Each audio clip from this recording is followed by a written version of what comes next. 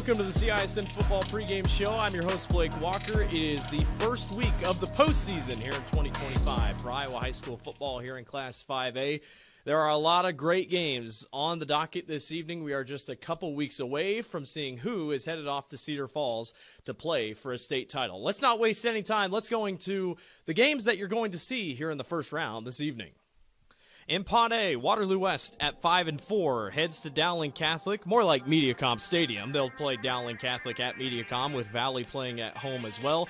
Dowling Catholic 8-1 on the season. The winner of that game will play the winner of Iowa City West at 7-2. They go to Cedar Falls, their beautiful new high school, at 7-2 as well. In Pod B, Indianola sneaks into the playoffs at 6-3. They go on the road to Waukee Northwest at 8-1. Dallas Center Grimes at 7-2. They also make the postseason in their first go-around at 5A. They have to travel all the way up to Sioux City to take on the Black Raiders. Sioux City East Black Raiders at 8-1. In Pod C, Ankeny Centennial at 5-4 gets in. They'll play Johnston at 7-2. The Dragons, a stifling defense, a tough place to play. The winner of that game will face the winner of Prairie and Valley. Prairie makes the drive down I-80 to take on the Valley Tigers. Prairie 6-3. Valley is 7-2. In Pod D, the only team under 500 to make the postseason, Waukee at 4-5 has to go all the way out to Iowa City to take on the Liberty, the Lightning, at 8-1. The winner of that game next week will play the winner of Southeast Polk at 5-4, who goes on the road to take on Ankeny at 7-2, a rematch of the state title a couple years ago. We're going to toss to a break, and when we come back, coach interviews coming up here on the Central Iowa Sports Network pregame show. We'll be right back.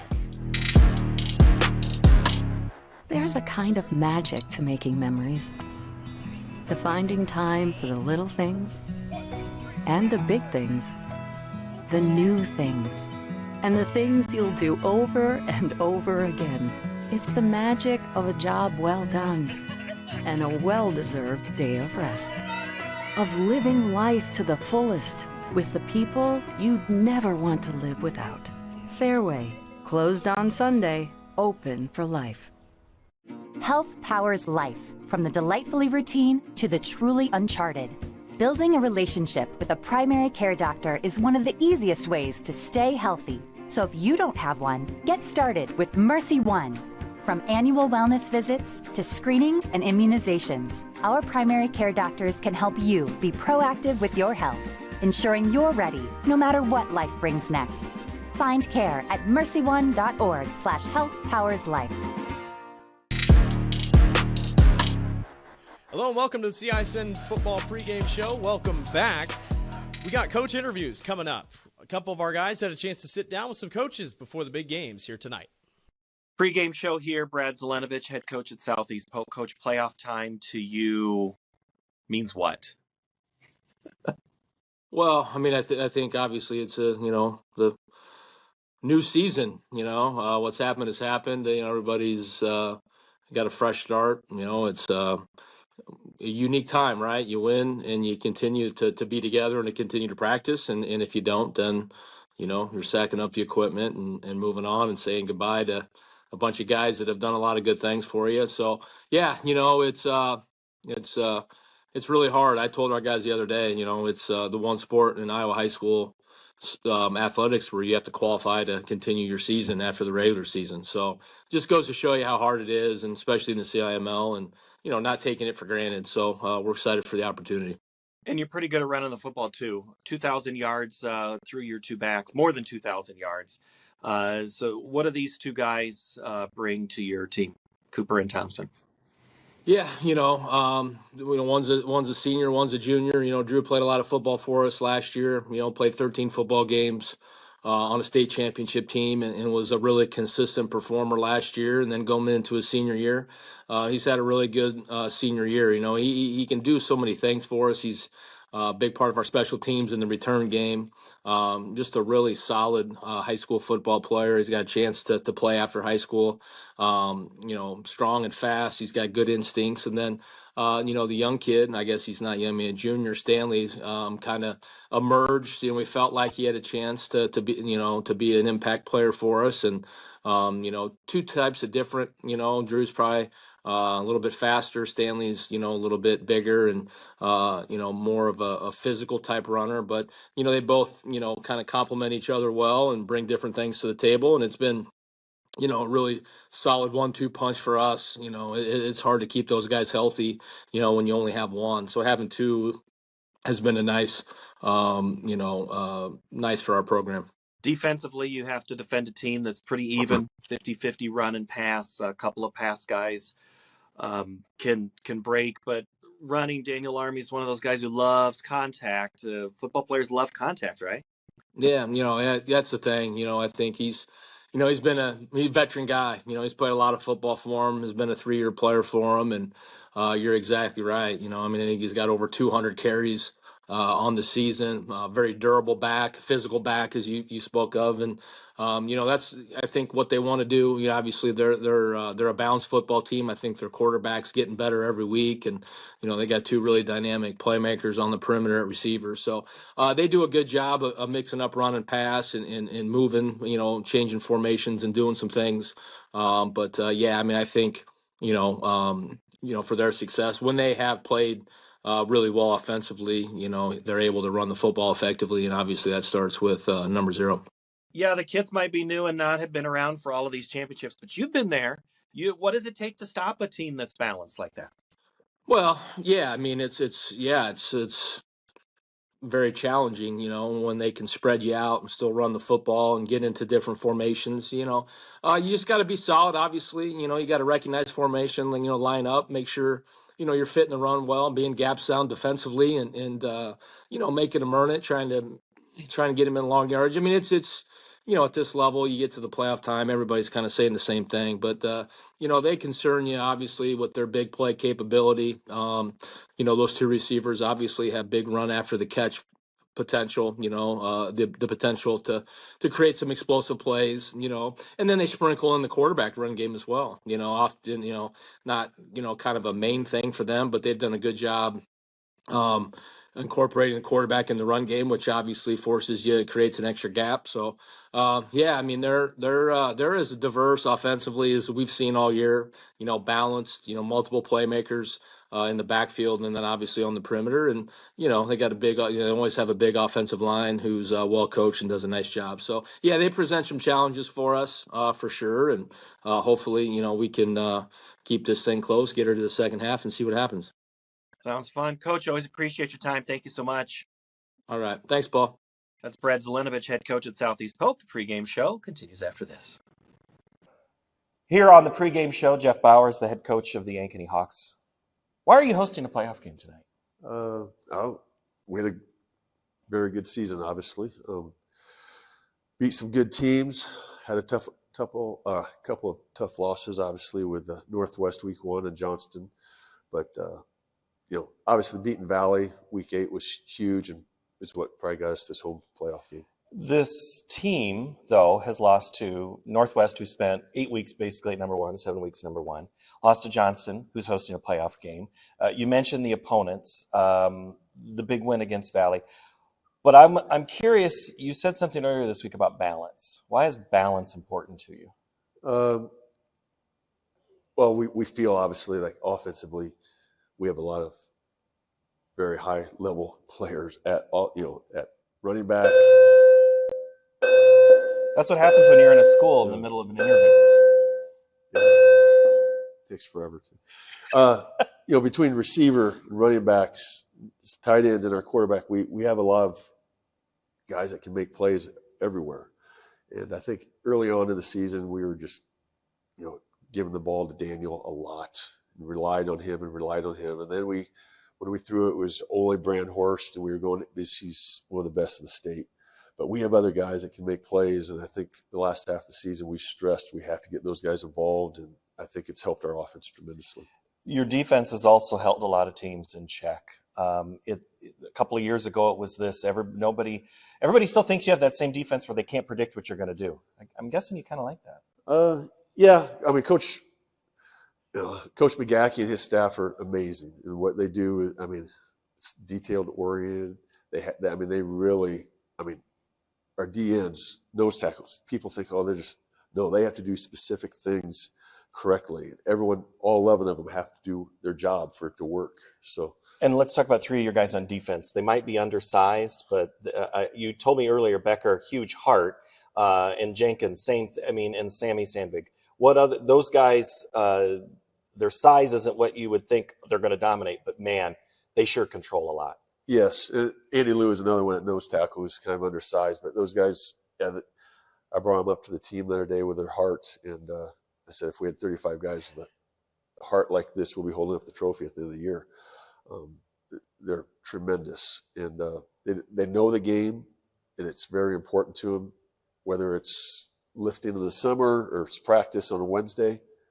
It's important to them, and that it makes a difference. And this Friday, Southeast Polk, everybody knows what they bring to the table. It's a heck of a first-round foe. Might be the best game in 5A. What's that mean to you to be in the game everybody wants to know what happens? Well, obviously it's a great opportunity for our guys. You get to the playoffs, there's a couple of games that you go, that's, Dowlin's going to win, whatever, but yeah, this game, Southeast Polk, the 4-time state defending champions. I mean, they haven't lost in the playoffs since Ankeny beat them in the championship game in 2020. So that's an unbelievable run. It's what happens when you have a good culture over at Southeast Polk and a tremendous coaching staff like they do. So, it's a big, it's an honor to play in this game, and it's a big challenge to our guys. It'll be fun to see how it unfolds. Coach, Yes. Thank you. It's Jeff Bauer, head coach of the Ankeny Hawks. Pregame show continues after this here on CISN. Once again, want to thank every coach for chatting with us all season long. We greatly appreciate it. When we come back, we're going to preview tonight's games here on the Central Iowa Sports Network. You're watching the CISN Football Pregame Show. We'll be right back.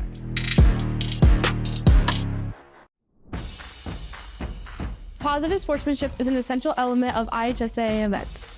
Even as competitors, good sportsmanship puts us all on the same team. We should all support the student athletes competing. Let the coaches coach. Respect the officials working the event. Be a positive representative of your school. Thank you for supporting sportsmanship at Iowa high school activities.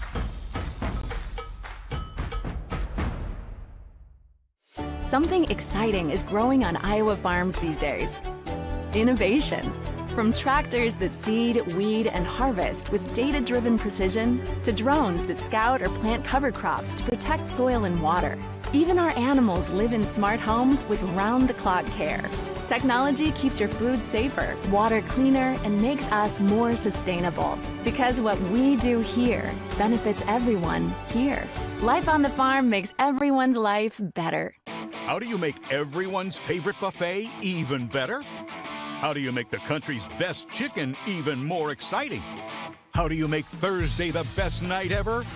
Wing night at Pizza Ranch. All the wings you want, plus all your other buffet favorites. And for a limited time, try the sweet heat of our new honey hot sauce. The country's best wing night is here. Taking flight Thursday nights, only at Pizza Ranch. Welcome back to the CISN Football Pregame Show. I'm your host, Blake Walker. It's time to preview the game that you're going to be watching tonight. Let's go to that. The Valley Tigers at 7-2 host the Prairie Hawks at 6-3. Valley this season, a passing threat once again. Drake DeGroat, the senior quarterback, 1,468 yards passing, 18 touchdowns, 390 yards, and 4 touchdowns on the ground. This is a Valley team that has really looked good this season. Only losses are to Ankeny and Waukee Northwest, but they've taken care of the opponents that they should beat, including Dowling Catholic in Week 1. They've carried that here throughout the season.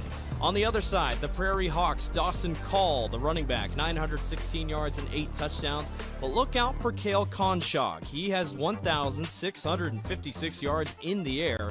He is a threat and will be a big threat here. The only problem is they turn the ball over just a little too often.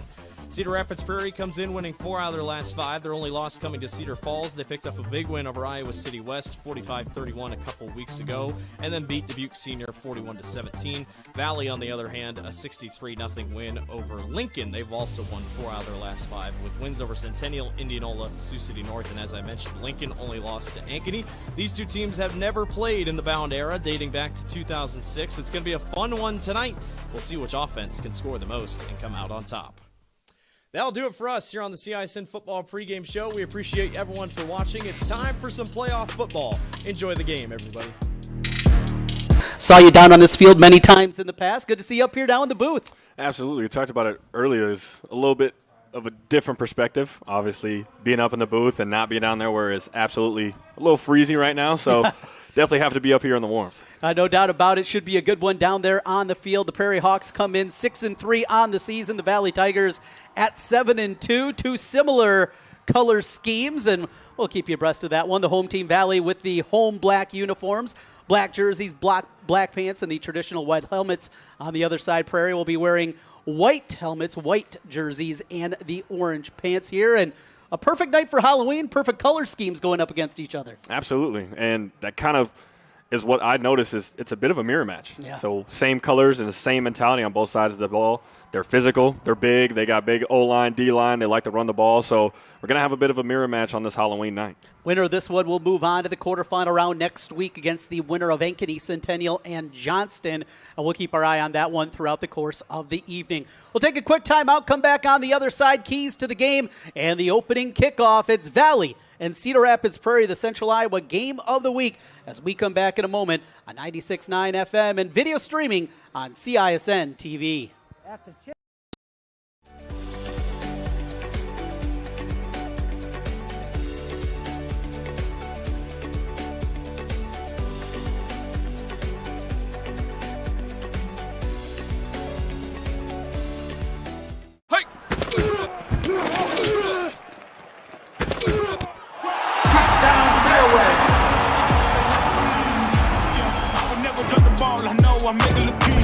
This ain't for the faint of heart, we always playing rough.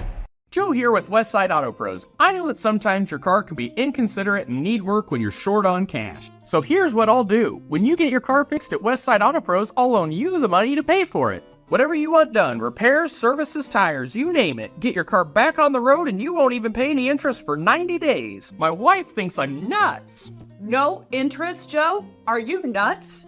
Get your car fixed now and pay later only at Westside Auto Pros.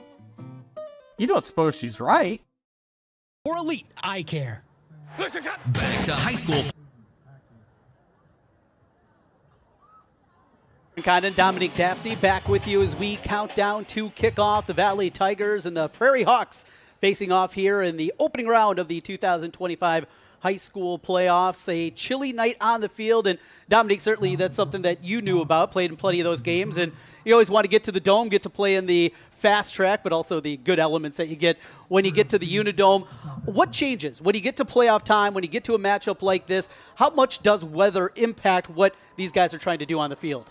You know, obviously not much because we're all from Iowa. Mm-hmm. So it'd be one thing if this was a national tournament and we had teams coming from outside, but you know, we're all ready for it. We all grew up in the cold. We know what what it feels like. We know how to play in the weather, and there's not much surprise when we get out here. So you understand it's a November night. It's going to be a little bit chilly, and that should be no excuse for anybody. Take a look at the keys to this one. You mentioned at the top, these are two teams want to play very similar, two teams that certainly are built on the run game. Absolutely, and I think that's one thing we're going to need to look at on both sides of the ball is controlling that line of scrimmage, keeping your quarterback clean, but also giving gaps for your running backs to find open lanes and continuing drives. That's another thing that I said for Cedar Rapids is they're going to need to continue drives, no 3-and-outs. Make sure you're keeping the ball in your hands. You have a like-minded matchup, so the time of possession, the time of how long we have the ball, who has the ball at the end might be the one who takes away this game. As Valley will kick things off and Prairie will get the first opportunity with the football. Back deep to receive is Drew Bennis. Bennis this year, he's been a big return man. 35.6 yards per return, has a touchdown on the season. Teed up for the Valley Tigers, and Conley Harn kicks off from the 40-yard line. A line drive kicks, hits at the 10, picked up at the 4. Chance to return for Bennis. Bounced it outside, but cut down at the 20-yard line. Great work there from the Valley special teams. And that's exactly what you need coming out the first kickoff. You need energy. You know, that it's going to be a little bit light on both sides when we talk about fans, so whoever brings that energy today is going to be the one to come away with this game. Cash Kiner gets the tackle there, 5'6", 150 pounds, going down there and making a great hit in the space as they'll open up at the 20-yard line. Will Cedar Rapids Prairie. Hawks going right to left across your radio dial or right to left across your screen as you're watching us on CISN TV. A couple of slot backs. They'll slide one over to the left side. And a single back formation on first down. Handoff, bouncing it out to the right. Good room out there, falling forward. A pickup of 7 on first down as they just go with the power play, bouncing out there and a little bit of room for call. Absolutely. And you've seen Faison come across, had a good block, but when you see no lane, the only thing you could do was bounce it out. And Cole obviously has good eyes, good vision, was able to have good feet there and bounce it outside and pick up a nice chunk of change. Dawson Call leads Cedar Rapids Prairie this year, 916 yards rushing as they mark him down after a 7-yard gain. 2nd down and 3, and now they'll spread things out more. I mentioned Faison, and we'll talk about him a little bit as he gets it, and the fullback dive, old school football there for Kyle Knox squad, and they get the first down, a pickup of 5. Have the I formation and give it to the first man through. Don't see that much anymore. No, and we're going to have to keep our eyes on number 0 all game because he's going to be on offense, he's going to be on defense, he's going to play Wildcat quarterback, he's going to be catching the ball, he's going to be running the ball. So for the Cedar Rapids Prairie team, he's their guy. So we're going to have to keep our eyes on him and see how many ways they utilize him to make plays. First down for the Hawks as they spot it at the 31-yard line. Clock in, 10:47 to play. Just underway in this playoff opening round. First throw of the game complete out to the right side. Not much room. In fact, it's going to be a loss of a couple on the completion. Our first look at Cale Kongshaw on the completion, but they lose a couple. And it looked like they were trying to bring a little pressure off the edge. When he initially went on one, you could see Denault Moore flinch a little bit at the line of scrimmage. I think he was coming hot off that play off the boundary at the top of your screen, but was able to pick up the nice tackle on a big body and Faison and bring him down for a loss. Loss of 2 on the play. It will be 2nd down and 12 for Prairie. They'll go back to that I formation, and they will hand it off. Second man through, hit at the line. Good penetration again out of the Valley defense. They're swarming around and making some tackles. And you can see it. You can see the energy they're playing with. I think they understand. They realize on the defensive side they're going to have to play big today. They're going to have to come and make plays on every side of the ball, and the defense is playing right now with a different energy. It'll be 3rd down and 11 for Cedar Rapids Prairie as they huddle up. Cale Kongshaw gets the call from the sideline and sets it up. A 68% completion percentage on the year for Kongshaw. 12 touchdowns this year against 7 interceptions. As he works out of the shotgun, twin receivers to his left, 1 to his right. Defensive line moved up front. That's going to be a penalty on the hard count. Jumping across there, one of the defensive tackles looks like it was Benjamin Booth. Yeah, and that's a coach's headache is when you have an opportunity to gain momentum and you have a team backed up. The number one thing you tell the defense is watch the ball. Keep your eyes on the ball. So I know that's something that the coaches are going to keep harping on as the game goes on. Much more manageable now. It becomes 3rd down and 6 for Cedar Rapids Prairie. They start the clock back up, 9:15 to play. Opening possession of the ball game. No score with the Hawks of Prairie and the Tigers of Valley. Back to that same look. 2 receivers to the left side, single to the right. Have Faison lined up in that H-back roll on the right side of the formation. They're going to hand it off, trying to get outside. Now cutting back in, not much room. He'll be stopped well short of the first down. Another handoff to Call, but the Valley defense was ready. And it looked like they tried to go back to that power play you talked about earlier, leading Faison up front and kind of clearing out the tracks for him. But Valley defense 42 Hersberg came in there with good eyes, good hands, and made a sure tackle. So 1 first down on the drive for Cedar Rapids Prairie. Now the punt team will come out onto the field. Back deep to receive is Layla Shure for the Tigers. And about 10 yards in front of them, they got not quite a returner back there, but maybe somebody to help out either for a short punt or to set up some blocking. Prairie moving a couple of guys around as they will punt this one away. Faison is the punter, and a beauty on this one. Drills it, hits inside the 20-yard line. Get a bounce out of bounds near the 5-yard line. In fact, it's touchdown there. We talked about him at the top, and this time it's with his foot. David Faison making a great play on the punt. Yeah, we told you he's gonna be their guy, and we're gonna find ways to. I have a strong feeling we're gonna find many ways to say his name and talk about him making plays for the Cedar Rapids Prairie team. And on that one, a 61-yard punt down at the 5-yard line, and that's where Valley will get the football for the first time here this evening, backed up at their own 5 as Drake DeGroat comes out onto the field. Outstanding senior quarterback, future Bearcat of Northwest Missouri State, leads the offense onto the field. 2 receivers left. They'll put one of them in motion to the right side. That's Brown. Hand off to Blake Doringkamp up the middle, and not much room as he's tripped up after a gain of a yard. And a mirror match we talk about, they ran a similar power play, pulling 2 guys, and 73 and Joe Mauser and 76 and Jaden Amerson.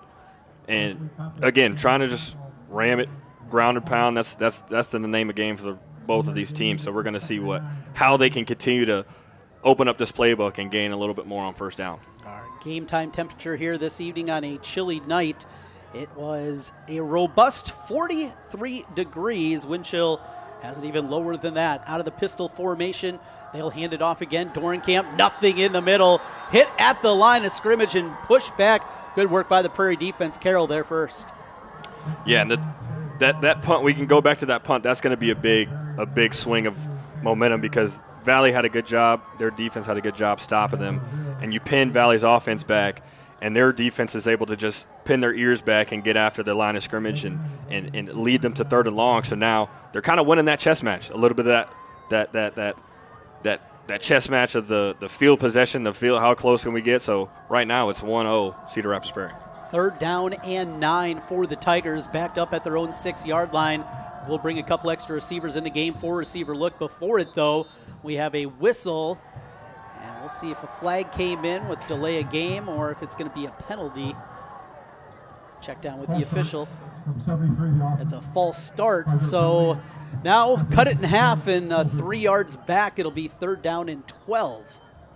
And there's not many plays for 3rd and 12 when you're backed up on your own 3-yard line. So another headache. We talked about playing a clean game of football, and they're not off to a great start right now.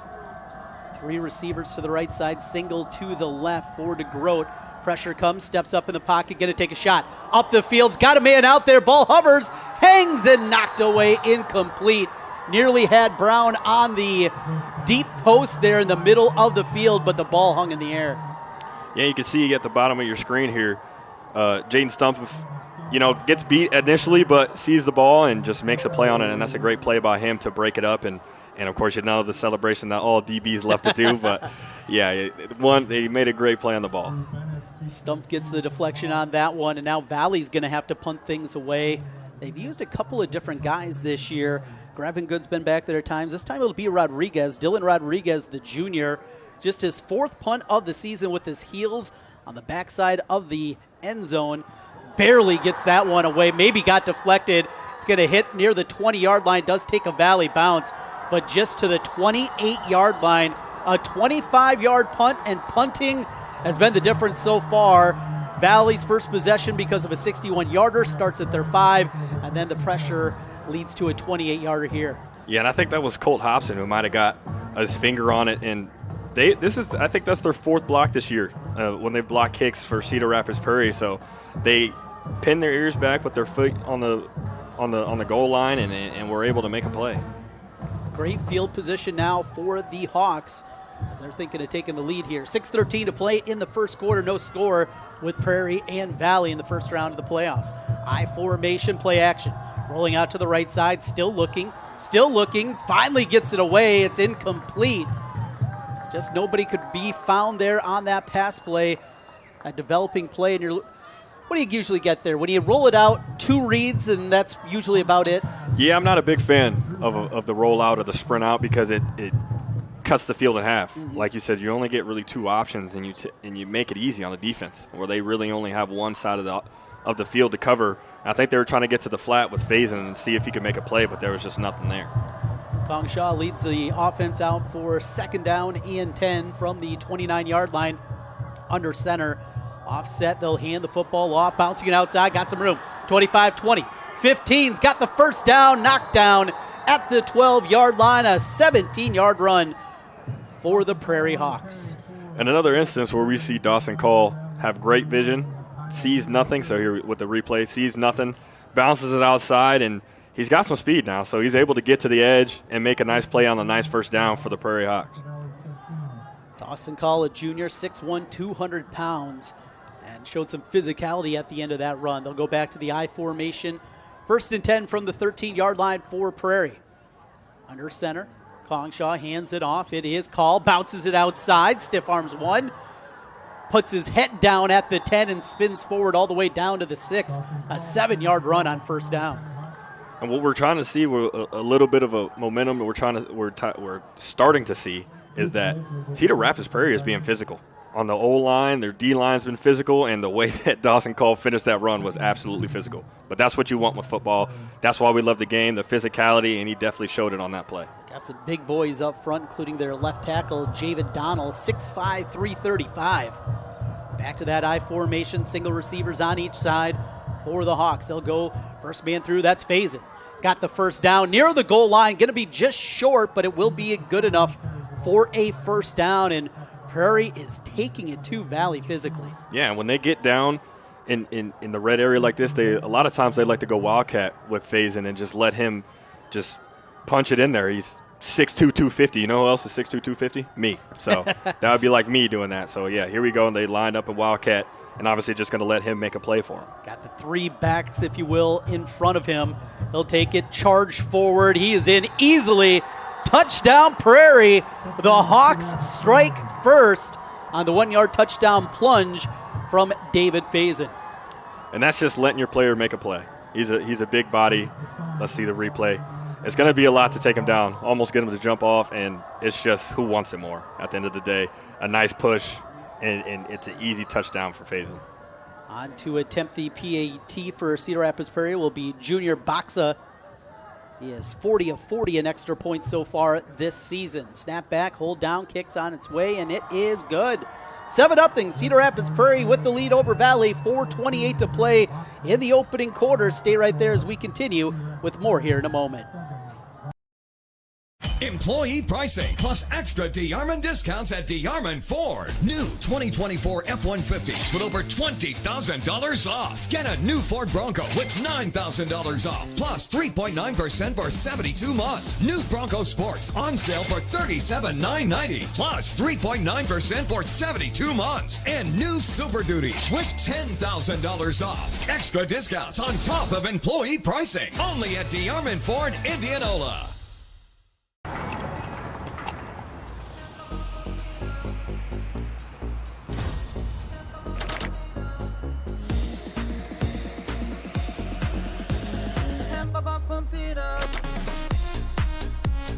A fuel choice that even rivals can agree on? Now that's worth the hype. Cheaper, cleaner, and homegrown. Pump it up with unleaded 88.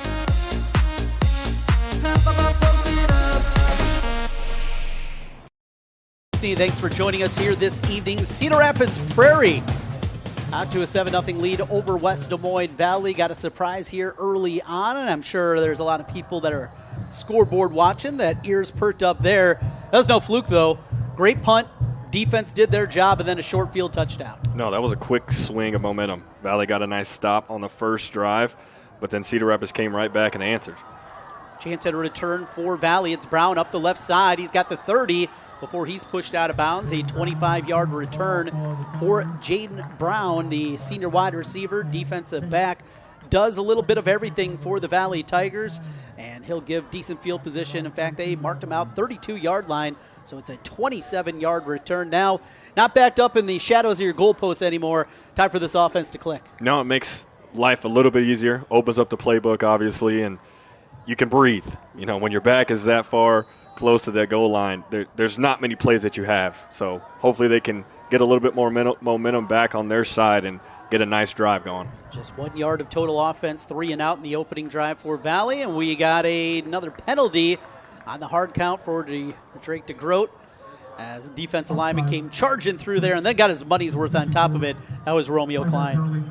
Yeah, we got 1st and 5. That, you talk about open up the playbook. I mean, anything's possible now. You get 3 yards, you could be 2nd and short, and now usually on 2nd and short you set up a bomb. So I know it's tough to see that from the Prairie side, but you gotta be disciplined. This is the playoffs. The details is what matters. You gotta be disciplined and be able to hold your water sometimes. 4:21 to play in the first quarter. 3 receivers to the right side for DeGroat and the offense for the Valley Tigers as he works from the gun. They're going to put Jade Montgomery in motion on the jet sweep motion. There's a flag out on the far side of the field. Looks like some miscommunication with DeGroat and Jaden Montgomery, and a little wolfing back and forth between the receiver and quarterback. Yeah, that's not what you see to begin the game. That's not what you want to see to begin the game. I mean, we're just had a drive where things aren't going well. You don't want to compound that by the miscommunications and arguing. False start is the call, so that 5 yards that they gained on the offside is going to go back the other way. We'll try it for the third time now, 1st and 10. Does that count as a jinx? It's right back. It feels like Halloween, doesn't it? Back and forth we go. Yeah. Now, not the first time we've seen DeGroat and McGregory also have some conversations in the games that I've seen this year, at the very least. 2 receivers to the right side, single to the left. A little more movement there, and offside again against the Prairie Hawks, and that time that was number 55, Christ Kelly Nelson. Yeah, we're we just gonna sit here back and forth all day? Back and forth, I guess. Yeah, we gotta play smart football. Got to play clean 4 quarters of clean football, and on both sides of the ball, it's not starting off well. You have to give some earplugs to those defensive linemen sometimes so they can't even hear the count. And we got more movement. There it comes again at another offsides.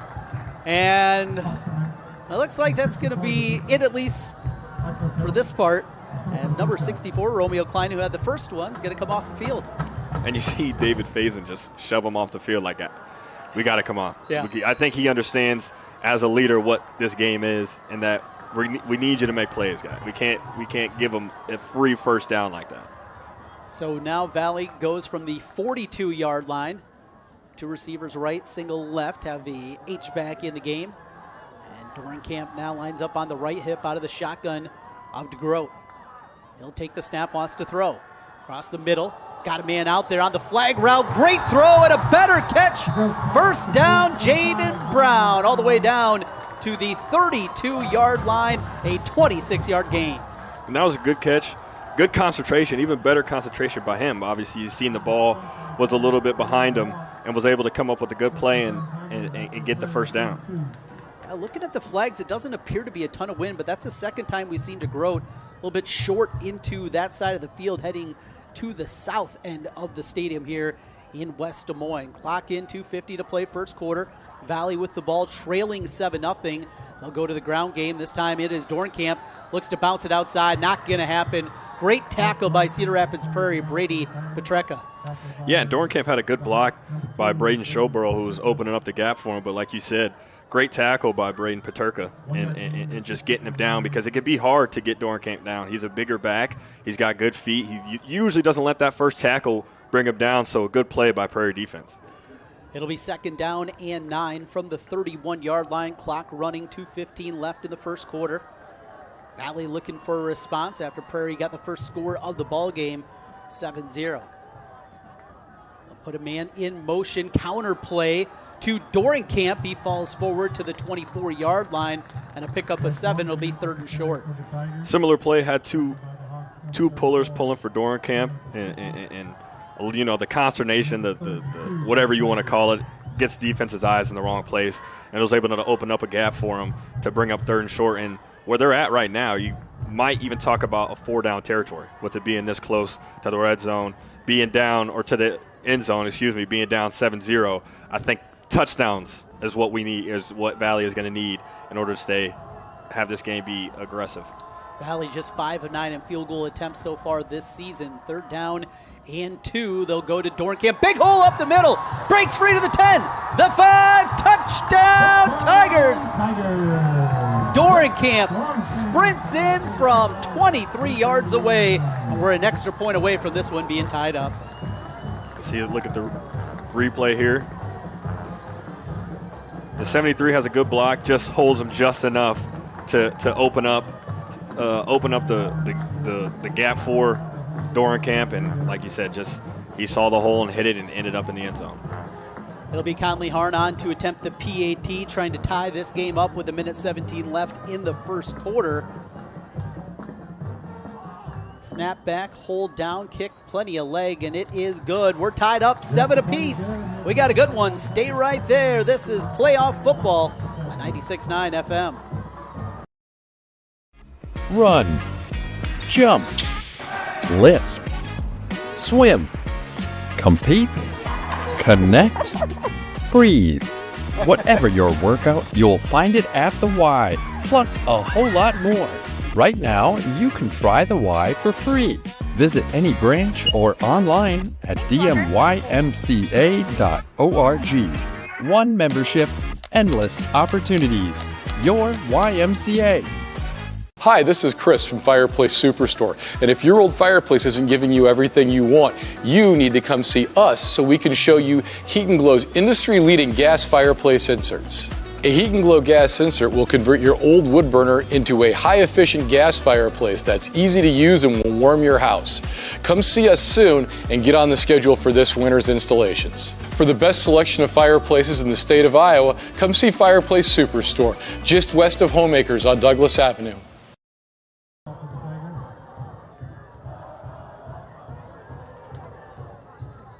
17 left in the first quarter. We are tied 7 apiece. Valley on the strength of a 23-yard touchdown run by Dorenkamp. As this kickoff skips to the 5-yard line, chance to return again and cut down. Another good tackle by the special teams, Drew Bennis, who we talked about. He is dangerous out there, but Valley, they've been ready. Oh, yeah, and a big drive by them to regain some momentum after the block punt, after giving up that first touchdown. So we'll see how they can continue to gain momentum, or if what Cedar Rapids Prairie has to counter that. We've seen Dawson Call. He's been outstanding so far, getting that offense going. We talked about Faison as well.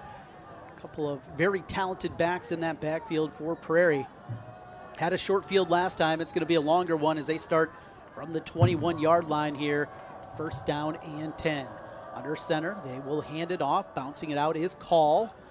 A little bit of room, but not much as he got the edge, and a pickup of 3 on first down for the Hawks.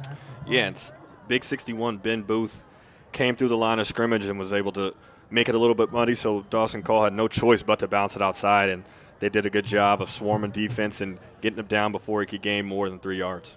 6 carries for 36 yards so far for Dawson Call. David Faison, 3 carries for 11 yards and the touchdown. 40 seconds left in the first quarter. Second down and 7 for Prairie. Wants to throw this time. Pressure comes. Now going to run with it. Pick up the first down. Good work there. Kongshaw had his first read, didn't see it, and he just tucked and went. Yeah, like you said, he was looking to get Drew Bennis a touch, and once he saw that was covered, the only thing he could do was tuck the ball and get that first down, and that was a good chunk of change that he got. You know, getting to that first down, being physical, so easily picking up that first down. Pick up a 10 on the run. First and 10, Cedar Rapids Prairie. Final 10 seconds. We'll see if they're going to get another snap off. They don't have to, as the play clock is above it. Down to 3 on the game clock. Kongshaw under center. They just get the snap off. They will hand it off to Call up the middle. A little power football for a pickup of 3. That's how the first quarter will come to a close. Valley 7, Prairie 7. Hawks with the ball when we come back. Stay right there as we continue with more playoff football on 96.9 FM and video streaming on CISN TV. 3, 2, action. Wilson Toyota in Ames is unlike any other car dealership in Iowa. At Wilson Toyota, we give you a financially rewarding, time-saving, and stress-free car buying experience. Earning your confidence with a value-oriented customer experience is what thousands of customers have come to understand as the Wilson experience. She's getting better at this, making me so proud. Wilson Toyota, home of the Wilson experience. Ever have one of those awkward moments when a business disappointed you? You got ripped off? Didn't get what you expected? The Better Business Bureau can help you avoid these uncomfortable situations. BBB accredited businesses are honest, ethical, and reviewed annually by the BBB. Don't experience another awkward moment with a bad business. Trust the ones that operate with integrity. Look for the BBB seal. It's the sign of a better business. And find a better business anytime at bbb.org.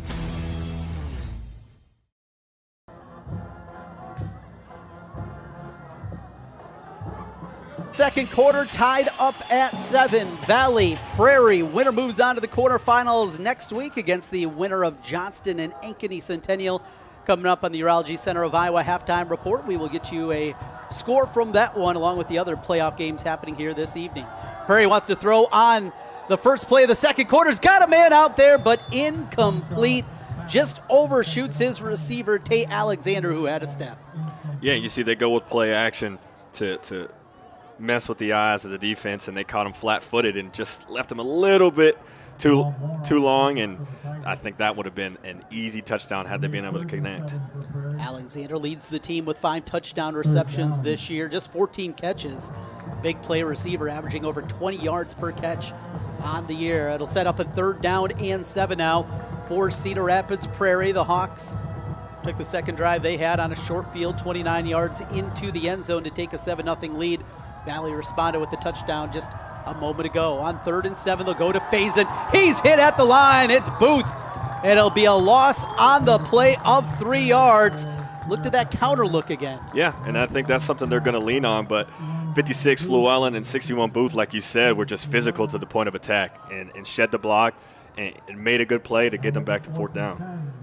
And the punt team comes onto the field, led by Faison, who had the 61-yard punt that pinned Valley back deep in their opening possession. Deep to receive, Michael LeLacheur for the Tigers stands at about the 30-yard line. Prairie again shifting guys around on their punt coverage unit. Another goes in motion there, that's Markson. Faison gets a boot to it. This one much shorter than the first one, hits at the 27-yard line, takes a high hop, but a chance at a return for LeLacheur. Looking out to the left side, trying to find some room. Spins back, stays on his feet, and is cut down at the 30-yard line. A flag came in late towards the middle of the field, but, man, those are some hips that can swivel there as he swung it back to the middle of the field. Oh, yeah, he's an athlete, and I talked to the coaches about him, too, and they were telling me a story about how he just jumped 6'7", just because. Oh, he's seen somebody else do it, and he was like, I think I could do that. So he's definitely an athletic kid. Number 56 of the return team. So he got a block in the back on the return and move it back in that pretty good field position starting on here. The 31-yard line is going to be moved back, and they're going to mark it back at the 20. So that's where Valley will go with their 3rd possession of the game. 10:56 to play in the second quarter, tied up 7 apiece.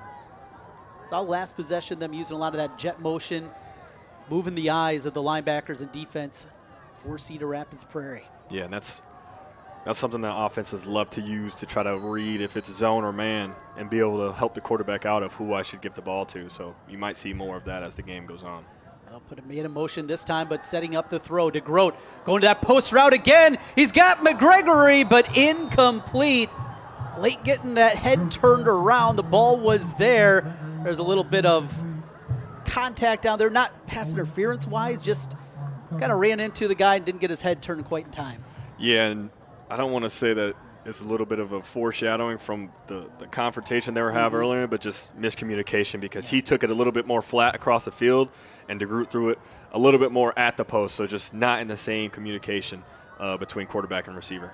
2nd down and 10 after the incompletion for the Tigers from their own 20-yard line. Shotgun look, 2 receivers on the right side. They'll hand the football off. It's Dorenkamp. Nice hole. Is going to be just shy, I believe, of the 1st down. Oh, gave him a good spot, and they will give him that 1st down, a 10-yard run, and a 1st down for the Tigers. Yeah, and a similar play that they ran earlier with Showborough leading the way and opening up the path for him. Obviously, love my tight ends there. Yes. So I always got to show love. So he had a good block out there, opened up the gate, and was able to pick up that 1st down. 1st and 10 at the 30-yard line for Valley. Clock running, 10.5 to play in the second quarter. Tied up here in the opening round of the playoffs. 3 receivers right, 1 left. They'll put Dorenkamp this time in motion. Swing it out to him on the right side. Complete.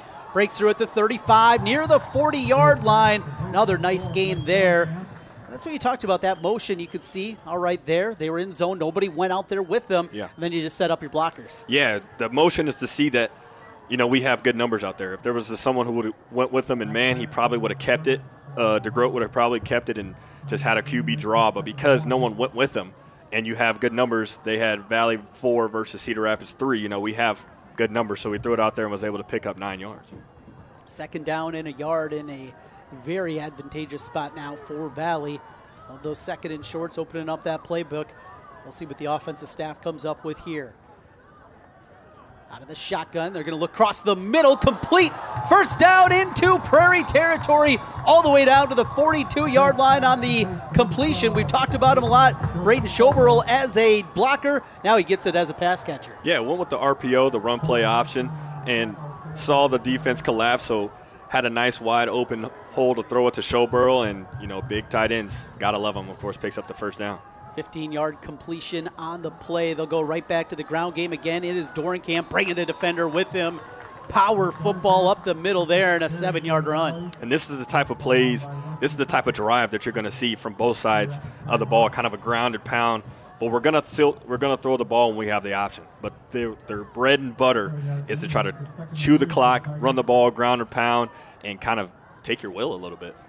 Clock goes inside of 9 minutes left now in the second quarter. Valley driving, scored in their last possession with the ball, trying to do the same here as they've moved it to the Prairie 34-yard line. Second down and 3 for the Tigers. Spreading things out again, 3 receivers right. They'll put McGregory in motion. He'll come back to the right side. Play action. Looking. Had him for a moment. Now going to roll out. Going to take a shot towards the end zone. One-on-one coverage. Ball deflected away. Incomplete. Good coverage down the field, again by Petreka for the second time tonight. Yeah, and it's hard on scramble drills for DBs to be covering for that long, so a good play by him to just make a play on the ball and to make sure it was in nobody's hands at the end of the play. Trying to find Trent Grevengood down there. Incomplete. It'll be 3rd and 3. It looked like McGregory, who was coming in motion there, looked like he had to step up that right side, and Grote just missed him. Yeah, he was looking to make a play. You could see him running with his hand up, but number 0, the guy we talked about all game, was into Grope's face, so he had to get rid of it kind of quick. 8:22 to play in the quarter. Now they'll be shifting all kinds of players. 3 of them come over to the left side, heavy on that side. They're going to roll to the left, throw it out, man, complete. That's McGregory at the 25-yard line, steps out at the 24, gets the first down. Just a simple pitch and catch there and get enough for the first. Yeah, just putting the ball in your playmakers' hands. 3rd and short, that's what you're going to look for. You're going to look for either your big tight ends or your playmakers. And they're going to pick up the first downs easy for you, and that play was no different. Future Louisville Cardinal, Jaden McGregory, gets it from the future Bearcat of Northwest Missouri State, Drake DeGroat. They'll go to the pistol look here on 1st and 10 from the 24-yard line. Now look back over at the sideline as they're going to change some things up. Clock is stopped, down to 7 on the play clock. Dorenkamp on the right hip now, the quarterback looking left side, up the sideline. Got McGregory into the end zone. Touchdown, Valley. Jade McGregory into the end zone, his 11th touchdown grab of the year. And I think that's what the signal was at the line of scrimmage. He saw the matchup that he wanted down to the boundary with their best player. If you see the replay, you see they're down to the boundary at the bottom of your screen, one-on-one. And obviously the Louisville, the 4-star, the 6'2", 210 receiver is a guy that you want to look for in those one-on-one matchups. Into the end zone, Valley takes the lead for the first time tonight.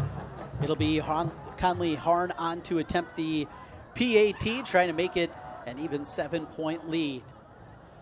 Hold down kick is up, and it is no good. It remains 13-7, Valley with the lead, 8:10 to play in the second quarter as we come back with more here in a moment. If you're thinking of incorporating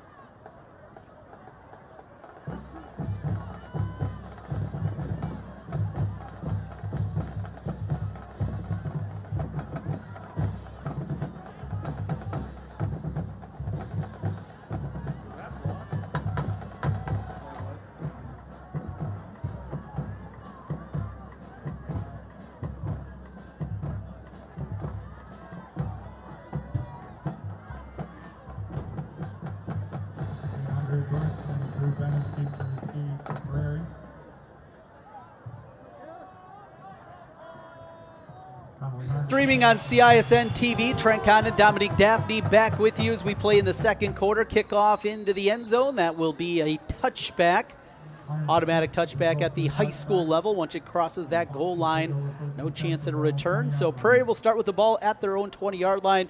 Good drive there out of Valley, though, doing it with both the run and the pass. Oh, yeah. And just one thing I kept thinking about is that 1 point doesn't seem like a lot, but in the end of the game, I guarantee you it's going to mean something. Because, again, if Prairie would just score a touchdown, they'd be up one. Or it would be a tie game had that not be blocked. So, obviously, it doesn't seem like a big deal, but I think down at the end of the game, that might have been a big play for Prairie. 8:10 left to go in the second. They'll go back to the ground game. It's called. Bounces it outside. He's got some room as he picks up 5. Layla Shur with the tackle after they make it a 6-yard gain for Dawson Call, who's looked good out there, the junior running back. Yeah, he's doing a good job with his eyes. Trying to find that hole, and if nothing's there, he's making a quick decision of bouncing outside and picking up good yardage. So keep to see him doing that with obviously a tough defensive line that Valley has. 2nd down and 4 from the 26-yard line now for Prairie. As they go back to the I formation look, twin receivers single on each side. As they run it straight forward, and again, it's Call. He's got enough for the first down, charges forward. Middle of that offensive line's doing a good job. Oh, yeah, and they're doing a good job on the first level, taking care of that. The first blocks is what they always talk about, taking care of that first level, then climbing up to the linebackers. And, of course, you got a big body and David Faison leading up. We used to call that just 23B, and the old fullbacks that I knew back at Iowa just called it a headache because it's just straight downhill, straight aggressive physical football. 2 receivers to the right side, this time on 1st and 10 from the 31. They'll hand it off. Call left side's got some room. He's got a first down, still on his feet into Valley territory. 21-yard run from Dawson Call. Yeah, they switched it up a little bit there and went inside zone. As you could see, David Faison does a good job kicking out the defensive end, and the rest was just Call just being a physical running back and just keeping his feet churning and was able to get past the 50-yard line. 1st down and 10 for Prairie as they have moved into Valley territory at the 48-yard line. Back to that same look with 2 receivers out to the right. Single back, and they will hand it off up the middle, and a nice gain on 1st down. Pick up 5.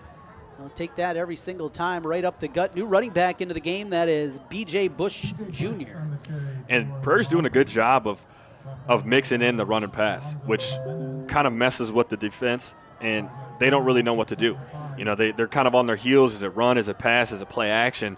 And that messes with the defense. You know, they're not able to just pin their ears back and get after your offensive line. You know, they kind of have to second guess where they're going. So the fact that they're mixing it up is helping them out offensively.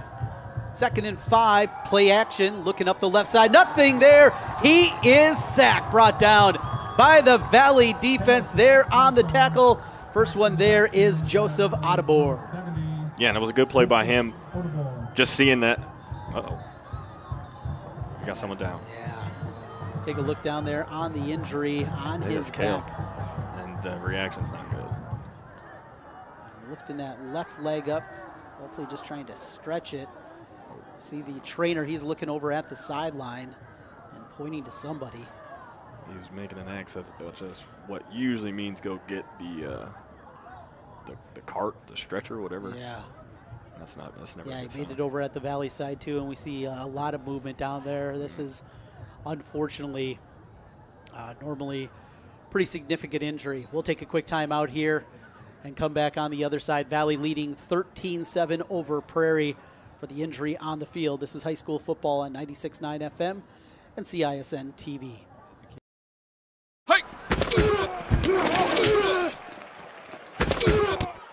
Touchdown, fairway.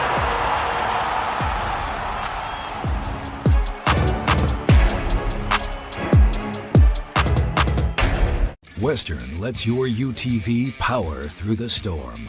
The Impact V Plow and Impact Straight Blade, with the features the pros demand, custom tailored for your UTV. And to keep your work top notch, rely on the Tornado UTV Hopper Spreader. Now that's a job well done. Western, more jobs done faster. Visit Truck Equipment Inc. today at truckequipmentinc.com. Free Godfather's Pizza begins with the download. Order through my new online ordering app and start earning free pizza and sides. It's easy. Download the Godfather's Pizza online ordering app today. Do it.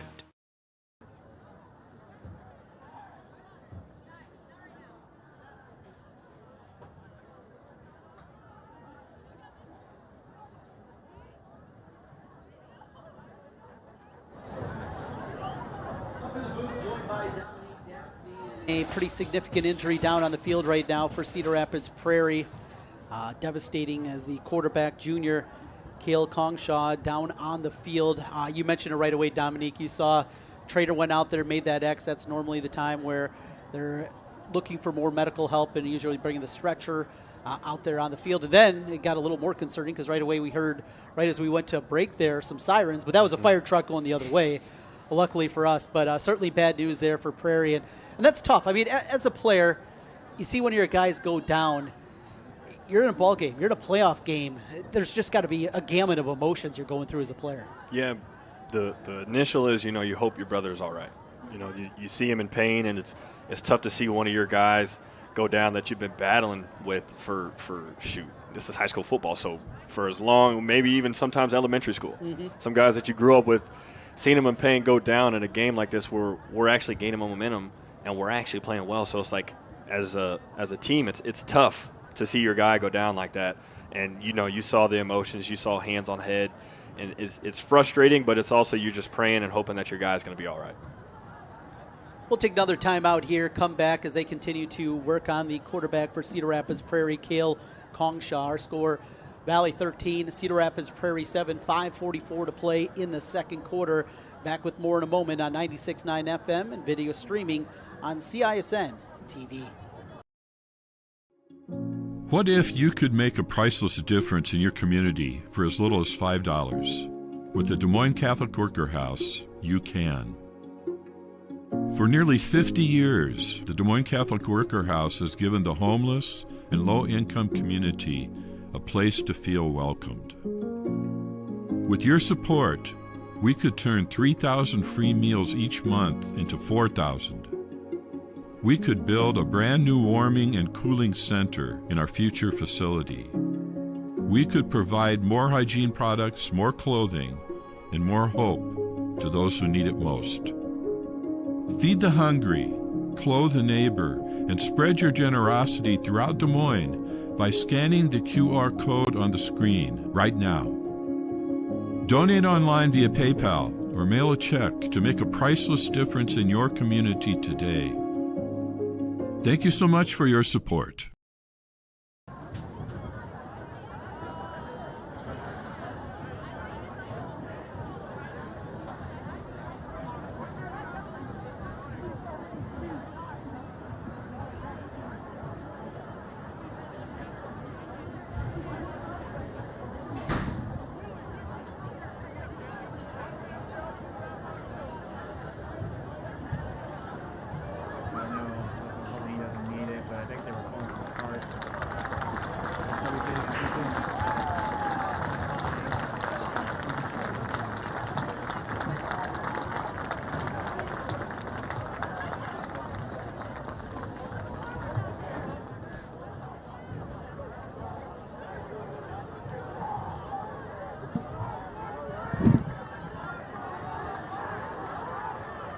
Once again to West Des Moines Valley Stadium, as I guess the good news is they called for the cart, but no cart needed. Cale Kongshaw is walking off the field, being helped out over there as he makes his way over to the sideline, but still pretty significant injury, and not just a significant injury for him, or Prairie losing your quarterback. Yeah, but like you said, it's a good thing to see him walk off under his own strength.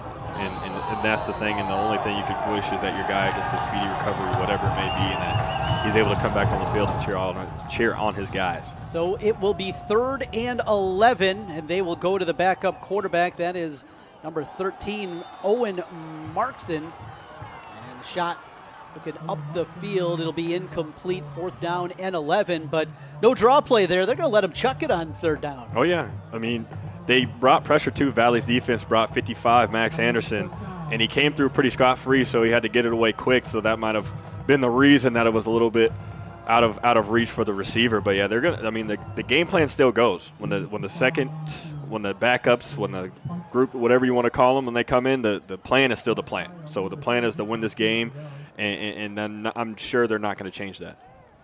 Punt team comes out. David Faison will punt this one away from the plus 49-yard line. His third punt of the evening. This one short punt. Fair catch called for, sliding down on his knees, coming in and catching it, Layla Shore, as he hauls it in at the 19-yard line. Still plenty of time here for Valley, 5:23 to go. Yeah, you figured they're going to stay with their game plan. They're not going to change it up at all. I've known, obviously, Coach Swinson for a long time, and they play their brand of football, and that's what we can expect for the rest of this game, and try to chew the clock, keep ground and pound on the ball, and try to keep gaining momentum as the game goes on. From the 19-yard line, 1st and 10, as Drake DeGroat, the senior quarterback, comes out onto the field. A touchdown throw in the last possession as he was able to find Jaden McGregory in the end zone for the score. They'll work out of that pistol formation. A couple of tight ends also in the game here. And they will hand it off right up the middle. It's Doring Camp. He's got a nice pickup of 6. As the pile continues to push, gets an extra yard out of it, make it 7 yards on 1st down. And Valley's doing a good job on 1st down, picking up good yardage, because when it's 2nd and 3, you really open up the playbook. It really leaves a lot of things that you could do. When it's 2nd and 7, 2nd and 8, there's not really much that you could do. So when it's 2nd and 3, you give yourself a lot of room to work with. From the 26-yard line, clock inside of 5 minutes left before halftime. Valley with the ball in a 6-point lead, 13-7. Just a look again. Now they'll hard count it and look back over at the sidelines. We're able to get 3 offside penalties a couple of drives ago. Now with Dorenkamp on his right hip. A inside zone play. Not much room there. Pushed back by the defense. Maybe got a half yard, but that'll be it. And, of course, in the scrum, who do you think is there? Faison. 0. David Faison. One of the leaders of this team.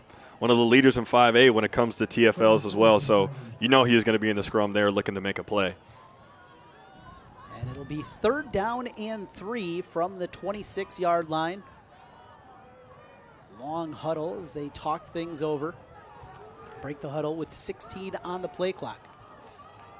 2 receivers out to the left side. It's McGregory and Brown out there. They'll put Brown in motion and hand it off. Dorenkamp, nothing on the cutback. Was trying to find some room, but a tremendous tackle by Connor Bistricki. Yeah, and it did a good job of shedding the block, because Dorenkamp was right there as he was shedding his block, and did a good job getting him down on the ground. As we know, it could be tough to do with these big backs that both teams has, but does a good job of bringing him down and bringing up 4th down. Punt team will come out again. It'll be, again, Dylan Rodriguez. He had the first punt that was partially blocked, a short punt his first time. He's got full room, though, this time to try to squeeze one off. Has just punted 4 times this season, 3 coming in. As he takes the snap, left-footed punter, knuckles one towards the 40-yard line, and grabbed there and knocked down a host of Valley Tigers to cut down the dangerous Drew Bennis after a 2-yard return. And that's a good drive by Prairie's defense. They started out getting some chunk yardage, but they toughened up. The old adage of bend, don't break. And that's what you want, is obviously we see your captain go down. How do you respond? There's only 2 ways you can respond. You can fight back or you can fall back. And they decided to fight back and got a good stop on that drive, and hopefully to give some momentum back to their offense and help them, keep getting energy as this game continues. So Owen Markson comes back out onto the field. He got 1 snap after the injury to the starter, Kong Shaw. And now he'll get the full drive this time. He'll start under center. 2 receivers to the left side. And Call behind him. Single back formation. Call gets the call, and he's got a nice gain to the right side. A pickup of 9 on 1st down.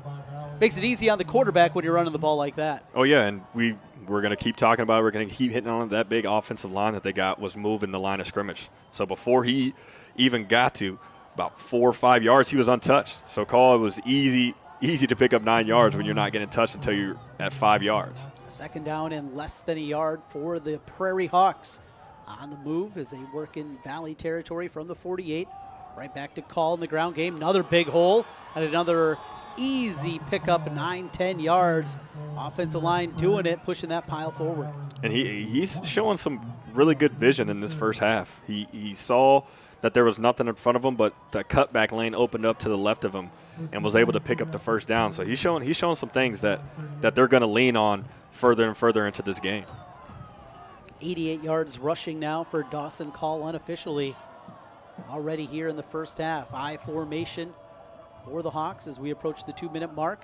It's Call on the carry. This time not going to work. Almost feels like they bunched up a little too many guys up there in the middle. It was a little bit better when they had things spread out. Yeah, and a lot of that is because they crossed the 50. I think they're looking to, one, chew the clock up and not be able to give the ball back to Valley, and two, get the ball close enough to where you could get a first down, or we could rely on our kicker to get us 3 points.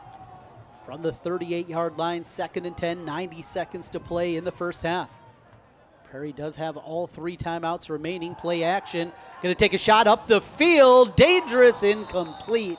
Layla Shore got his hand on that one as he was looking for Drew Bennis. Yeah, and they went with the play action there like they did earlier in the game, looking to play with the eyes of the defense, but kind of tosses it up there to Drew Bennis, and the defense didn't fall for it that time, where you can see Layla Shore was there to make the play on the ball. It'll be 3rd and 10 from the 38. Clock does stop after the incompletion with 1:20 left in the half.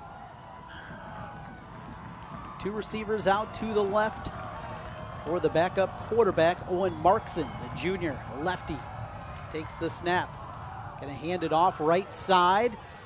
Spun down, still fighting all the way down to the 30-yard line. A pickup of 8. Won't be enough for a first down, but it'll be 4th down and manageable now from the 30-yard line, and Prairie's going to use a timeout. So I think the question that they're going to be asking themselves is, should we go for it? Mm-hmm. And do we fight for this fourth down and give us some momentum, or do we punt it away and try to pin them back and not give them a chance to score points? So I think that's the conversation they're going to be having on the sideline right now. In terms of kicking this year, this would be a long one, a 47-yarder. Their kicker, Junior Boxa, does have 6 field goals this year, but a long of just 40 yards. Put a lot of pressure there. And we mentioned going that way. The flags don't show that there's a breeze, but if there is, it's coming from that end of the field. Probably too much on that one. 4th and 2. Well, you got a couple of tremendous running backs that you can go with, obviously, what we've seen from Call and also with Faison here this year. Absolutely, and that's what I was going to say. Look to see 0 in this play somehow, some way, if they're going to go for it, whether he's catching the ball, whether he's running the ball, whether he's shooting. If they want to throw the ball with him, I guarantee that there's some way that they're going to get him involved on this 4th down. You wonder, is it going to be the Wildcat look and looking out there? I think that's exactly what they're going to do. Wildcat formation. David Faison will be the trigger man. 4th down and 2 for the Prairie Hawks. Takes the snap, wants to throw it. He hesitated. He's going to be hit for a loss on the play.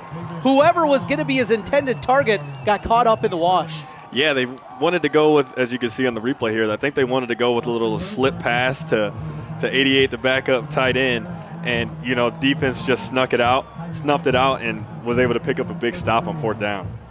So the 2nd time in a row that David Faison's been hit for a loss of 3 on that one. And the ball will go back to Valley. Now the Tigers have their own full set of timeouts, 3 remaining for them. They want to try to chuck it around here a little bit. Leading 13-7, 1:06 to play before halftime. And they do have 4 receivers out on the field.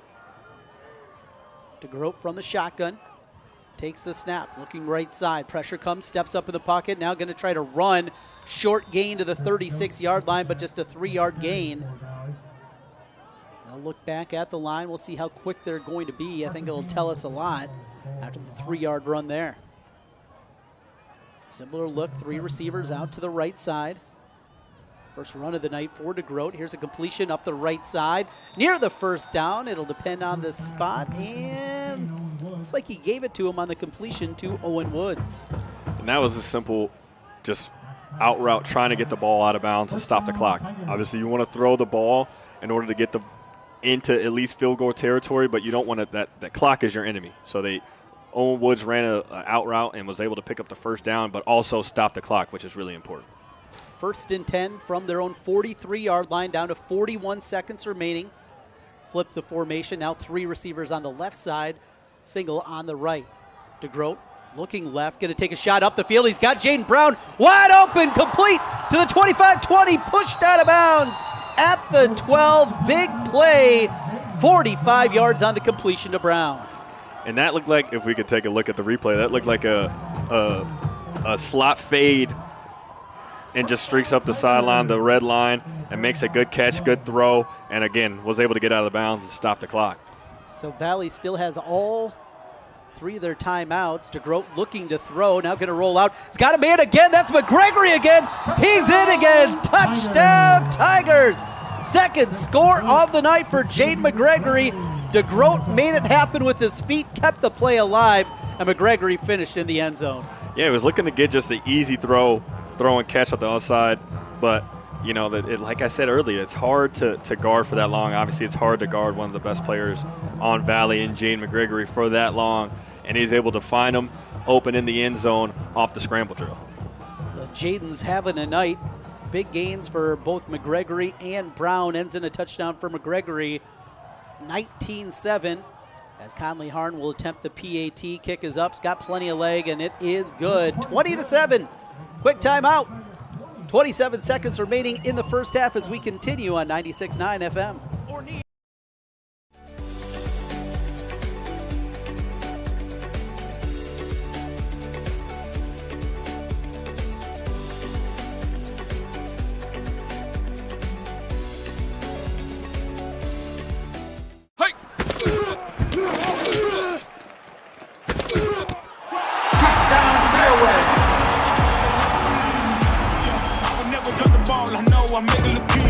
This ain't for the faint of heart, we always playing rough. Joe here with Westside Auto Pros. I know that sometimes your car can be inconsiderate and need work when you're short on cash. So here's what I'll do. When you get your car fixed at Westside Auto Pros, I'll loan you the money to pay for it. Whatever you want done, repairs, services, tires, you name it. Get your car back on the road and you won't even pay any interest for 90 days. My wife thinks I'm nuts. No interest, Joe? Are you nuts? Get your car fixed now and pay later only at Westside Auto Pros. You don't suppose she's right? 3 locations, including one right here in West Des Moines and by Stivers Ford Lincoln. 27, good drive, and you wondered, sometimes Coach Swenson gets that reputation being a little old school there. He said, let's go down and try to score. Yeah, and I, too, know that it could be a little old school, and they want to run that 4-minute offense where you're just kind of letting the clock roll. We're not trying to score too fast, but they put the ball in the air a couple times and was able to gain good yardage to Jaden Brown down the sideline, and, of course, in the end with the touchdown to McGregory. So maybe switching it up doesn't hurt all the time. Kick into the end zone for a touchback. 27 seconds left. Prairie with the injury to Kongshaw. Definitely feels like this is one, probably a couple of carries, maybe get out of here and regroup in the locker room after Valley is now ripped off 20 consecutive points after trailing 7-0. Yeah, you don't want to do anything crazy.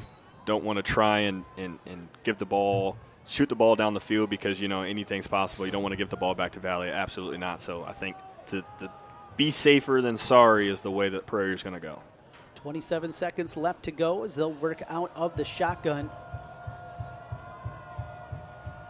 Going to set up a quarterback run to the right side, knocked out of bounds, and a hard hit on the sideline on the run. As once again, it is number 13, Owen Markson, the junior quarterback, gets a 4-yard gain on first down. Again, a straight QB design run, having phase and lead block for you. And again, it's good that he got out of bounds, but it's better to be like we said, it's better to be smart than be good. 2nd and 6, 22 seconds left to go for Prairie. Again, they're going to spread it out. Trying to find some creases in this Valley defense that has been stingy after the short touchdown run. Here's Faison with a big hole. He's got a first down and delivers a blow himself at the end on the 9-yard run. I want people to understand that is a 250-pound human right there running between the tackles and having to tackle him, that's not an easy thing to do. So he does a good job of finding the hole and getting to the first down, but that's a big body coming at you. That is just a football player. Yeah. We saw him have a great punt. We've seen him defensively. We've seen him here offensively. He just does a little bit of everything. And, kind of regardless of what it is, you find those kind of guys that are just football guys, and it feels like he certainly has those qualities. Oh, yeah, and that's what he's going to have to show at the next level too, especially the way that the tight end level or the tight end position is formulating these days is can you throw, can you catch, can you block, can you pass block, can you run routes? So the fact that he's able to have this many facets of his game is definitely going to ring bells when you go to Iowa. We talk about tight end U. That's definitely going to help him in the future. Prairie comes back onto the field. 16 seconds left. They are down to now just one timeout remaining, and you feel like if they want to get a score here now, they are going to have to try to chuck it up in the air. The way Faison ran it there, though, man, just tried to give him a seam and let him go. That was impressive. From the 35-yard line, 1st and 10. Out of the shotgun. 2 receivers on each side, and they will go right back to Faison up the middle. He picks up 6 on the run. Seconds are ticking off the clock. Will that be it, or are they going to use their final timeout and try for one more? That's going to be it. We have reached halftime here in West Des Moines. Valley, after trailing early, rips off 20 consecutive, and they'll take the lead into the halftime locker room, 20-7 over Cedar Rapids Prairie. We'll take a timeout. Coming up, it's the Urology Center of Iowa halftime report. We'll get you some scores from around the area. Now, hold on, maybe not. Team's back out on the field. Yeah, with the second look, it looks like Coach Naka asked for a timeout. So they are going to run one more play from the 41-yard line. I mean, it's one thing when they're backed up there near the 20, but from the 41, you can understand, yeah, let's try to take one shot here, do something. And even if it's not throwing the ball, just see if one of your playmakers can find something and do something here. Yeah, because like you said, 20 straight, giving up 20 straight, they need some momentum going into half. And just running the ball and taking the time off the clock isn't that. So if we see a bit of a scramble, Hail Mary situation, I wouldn't be opposed to that. We'll see who is back there. Looks like Asher Price is the deepest Tiger back defensively. With 1 second left on the clock, Prairie using their final timeout. They'll take it from their own 41-yard line. Pressure comes up the middle. Oh, able to spin out of a tackle, though. Now he's going to be hit and finally brought down for the sack back at the 34-yard line on the tackle and sack by Caden Fluellen. Yeah, you could tell that Markson was looking downfield trying to make a play. I think it was Ben Booth at first who got to him, almost got him down the first time, but Fluellen was able to clean him up on the second attempt, and like you said, just going into the half, down 27. I know they wanted to gain some momentum, but just weren't able to pick up any yardage on that play. Now we have reached halftime officially. Now we are good to go. 20-7 your halftime score. Valley with the lead over Cedar Rapids Prairie. We'll come back with the Urology Center of Iowa halftime report. We'll get you scores from around the area. It is the opening night of the playoffs. We got you covered here on 96.9 FM and the video streaming on CISN TV. Stay right there. We're back with more in a moment. High school activities have given me the opportunity to get involved and make new friends. Compete in sports that I love and meet new people. Do something I love while building the programs in my community. Not just be a role model off the court, but also be a role model on the court. Make connections and meet new people. They give me a reason to work hard and better myself for the future. Set good examples to the younger athletes. Have a positive impact on my community. Help us support Iowa high school activities. There's a kind of magic to making memories, to finding time for the little things and the big things, the new things, and the things you'll do over and over again. It's the magic of a job well done and a well-deserved day of rest, of living life to the fullest with the people you'd never want to live without. Fairway, closed on Sunday, open for life. Something exciting is growing on Iowa farms these days. Innovation. From tractors that seed, weed, and harvest with data-driven precision to drones that scout or plant cover crops to protect soil and water. Even our animals live in smart homes with round-the-clock care. Technology keeps your food safer, water cleaner, and makes us more sustainable. Because what we do here benefits everyone here. Life on the farm makes everyone's life better. Positive sportsmanship is an essential element of IHSAA events. Even as competitors, good sportsmanship puts us all on the same team. We should all support the student athletes competing. Let the coaches coach. Respect the officials working the event. Be a positive representative of your school. Thank you for supporting sportsmanship at Iowa high school activities.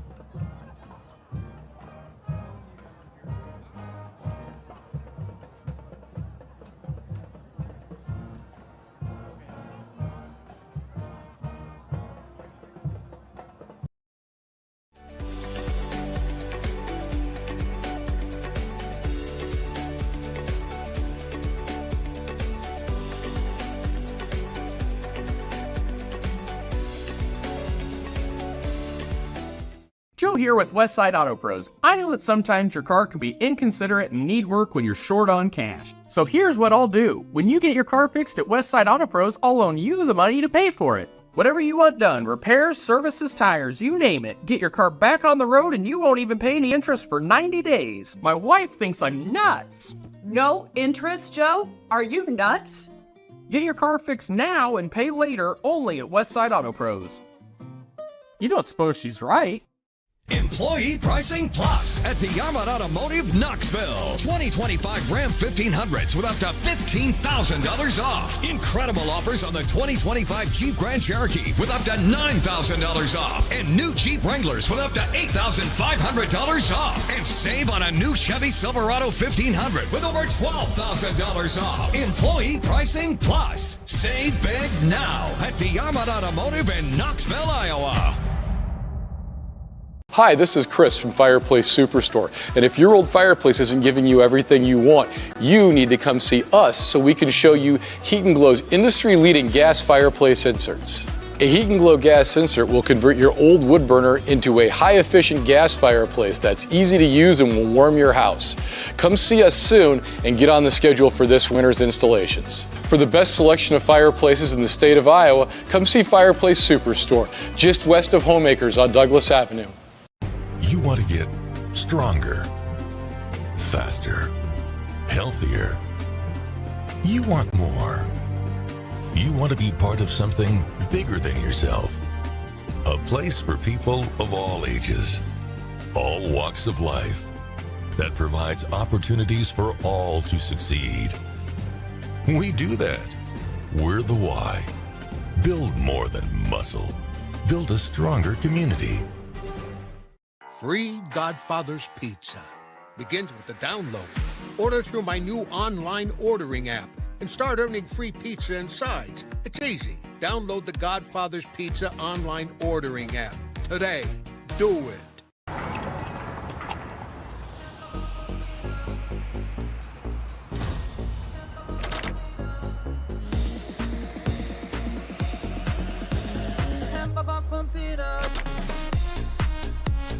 A fuel choice that even rivals can agree on?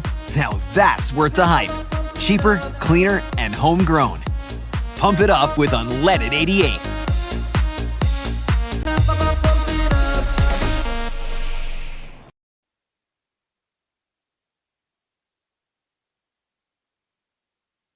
Again in West Des Moines, a 20-7 lead for Valley over Cedar Rapids Prairie in our Central Iowa game of the week. Opening round of the playoffs. The winner will move on to the winner of Johnston and Ankeny Centennial. In fact, let's get you updated with that one right now, as it is at the half end of the second quarter there, in a lead for Johnston. They lead at 12-6 over Ankeny Centennial once again at halftime of that matchup. Some other scores from across Class 5A. Bit of a surprise up at Ankeny Stadium as Southeast Polk takes a lead into the locker room, 7-0 over Ankeny. From over on the east side of the state, it is Iowa City Liberty. They're leading Waukee, that one 20-6. Final seconds of the first half there. Iowa City West, a 21-10 lead over Cedar Falls up in CF this evening. And over in Western Iowa, a team that we saw a year ago in this game against Valley in the opening round and gave the Tigers a tussle. Sioux City East, they lead 20-7 over Dallas Center Grimes in that matchup. Over in the matchup with the Dowling Catholic Maroons, they're all over Waterloo West, 41-0. Dowling Catholic with the lead in that one, a dominating performance for the Maroons. Once again, here our score: Valley 20, Cedar Rapids Prairie 7, and our Central Iowa game of the week. We'll take a quick timeout once again, come back with more of the Urology Center of Iowa halftime report, and then get ready for the start of the second half. Valley 20, Prairie 7. Stay right there as we continue with more high school football on 96.9 FM. Ever have one of those awkward moments when a business disappointed you? You got ripped off? Didn't get what you expected? The Better Business Bureau can help you avoid these uncomfortable situations. BBB accredited businesses are honest, ethical, and reviewed annually by the BBB. Don't experience another awkward moment with a bad business. Trust the ones that operate with integrity. Look for the BBB seal. It's the sign of a better business. And find a better business anytime at bbb.org. Western lets your UTV power through the storm.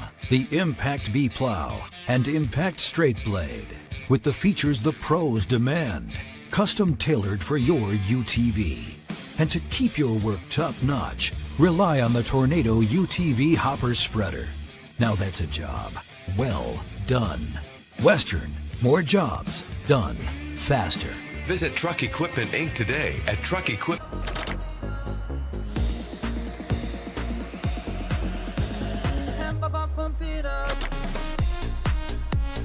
A fuel choice that even rivals can agree on? Now that's worth the hype. Cheaper, cleaner, and homegrown. Pump it up with unleaded 88.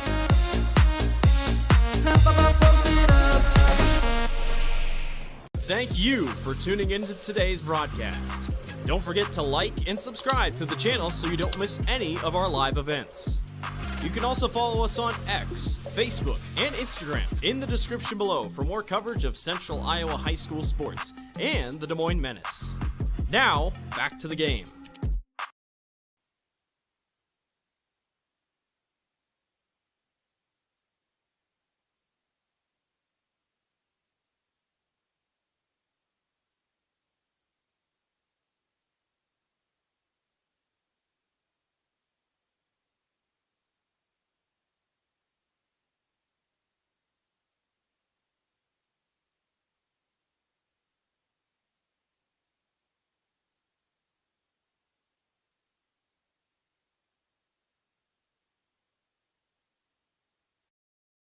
Iowans are working hard, but high prices make it even harder to keep food on the table. Record numbers need help. Your neighbors, your friends, your community. Stopping hunger starts here. Employee pricing plus extra DeArmond discounts at DeArmond Ford. New 2024 F-150s with over $20,000 off. Get a new Ford Bronco with $9,000 off plus 3.9% for 72 months. New Bronco Sports on sale for $37,990 plus 3.9% for 72 months. And new Super Duties with $10,000 off. Extra discounts on top of employee pricing. Only at DeArmond Ford, Indianola.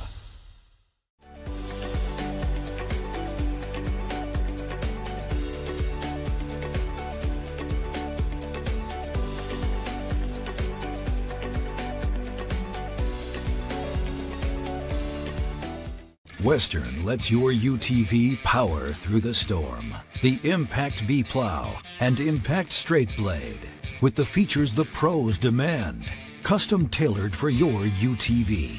And to keep your work top-notch, rely on the Tornado UTV Hopper Spreader. Now that's a job well done. Western, more jobs done faster. Visit Truck Equipment Inc. today at truckequipmentinc.com. Thank you for tuning into today's broadcast. Don't forget to like and subscribe to the channel so you don't miss any of our live events. You can also follow us on X, Facebook, and Instagram in the description below for more coverage of Central Iowa high school sports and the Des Moines Menace. Now, back to the game.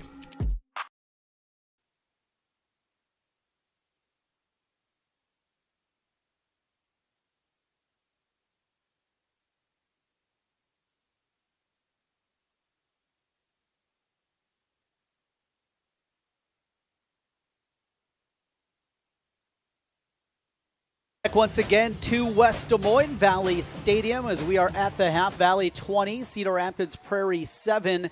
And our game of the week, a 7-0 lead for Cedar Rapids Prairie, erased though by Valley. Got that offense going. What did you see, Dominique, there during that run after 20 consecutive put up by the Tigers? Yeah, they were able to not only run the ball well, but they put the ball in the air well a couple times, like you said, that is not normally Valley football. And that big play down the sideline to Jaden Brown and obviously 2 touchdowns to McGregory is the game essentially right now. Obviously their defense that came up with a couple stops. Obviously that big stop on 4th down where Prairie was going to potentially take the lead, but Valley got a good stop on 4th down, and those 2 plays are really the name of the game right now. 2 touchdowns in the first half for talented wide receiver Jaden McGregory, up to now 12 on the season for him. Couple of big plays. 2 catches in the first half for 71 yards for Jaden Brown. 3 catches for Jaden McGregory as 3 for 43 and the 2 touchdowns. Good half out of Drake DeGroat. And after that first drive where it looked like there wasn't going to be any running room at all for Blake Dorenkamp, he was able to find some room there after that opening drive. Yeah, and he's been a tough back where he's not letting that first guy take you down. He has good vision, good feet. Used to play receiver, so he has good feet, obviously. So he's doing a good job of letting his blocks form. Being patient as a running back is a lot of times letting the blocks form in front of you, letting the big guys in front of you handle that first row, getting up to the linebackers. He did a good job being patient and hitting the gaps whenever they formed. On the other side, after a drive, scored a touchdown on the short field after the block punt. Hasn't been a whole lot there for Prairie. We saw Dawson Call. He's got 88 yards rushing in the first half. David Faison, he's had a couple of nice runs in there, but just haven't been able to do a whole lot. And certainly the injury to their quarterback, Kongshaw, has been impactful on that. Yeah, and that's what's going to make it tough moving forward because you had a good thrower in Kongshaw, but now when you have your backup and you're a little bit hesitant to call some of the plays that you would with the starter and having the 50-50, are they going to throw it or are they going to run it? It helps your offense. It hinders the defense because we don't know what you're going to do. So when your starting quarterback goes and you kind of have to lean on Call and on Faison, it kind of leaves your offense to be one-sided, and it kind of makes it easier for the opposing defense to just pin their ears back and get after you. We'll take our final time out of the Urology Center of Iowa halftime report. Valley with the lead over Prairie, 27. Winner moves on to next week's quarterfinal. Back with a moment with the second half kickoff on 96.9 FM and video streaming on CISN TV.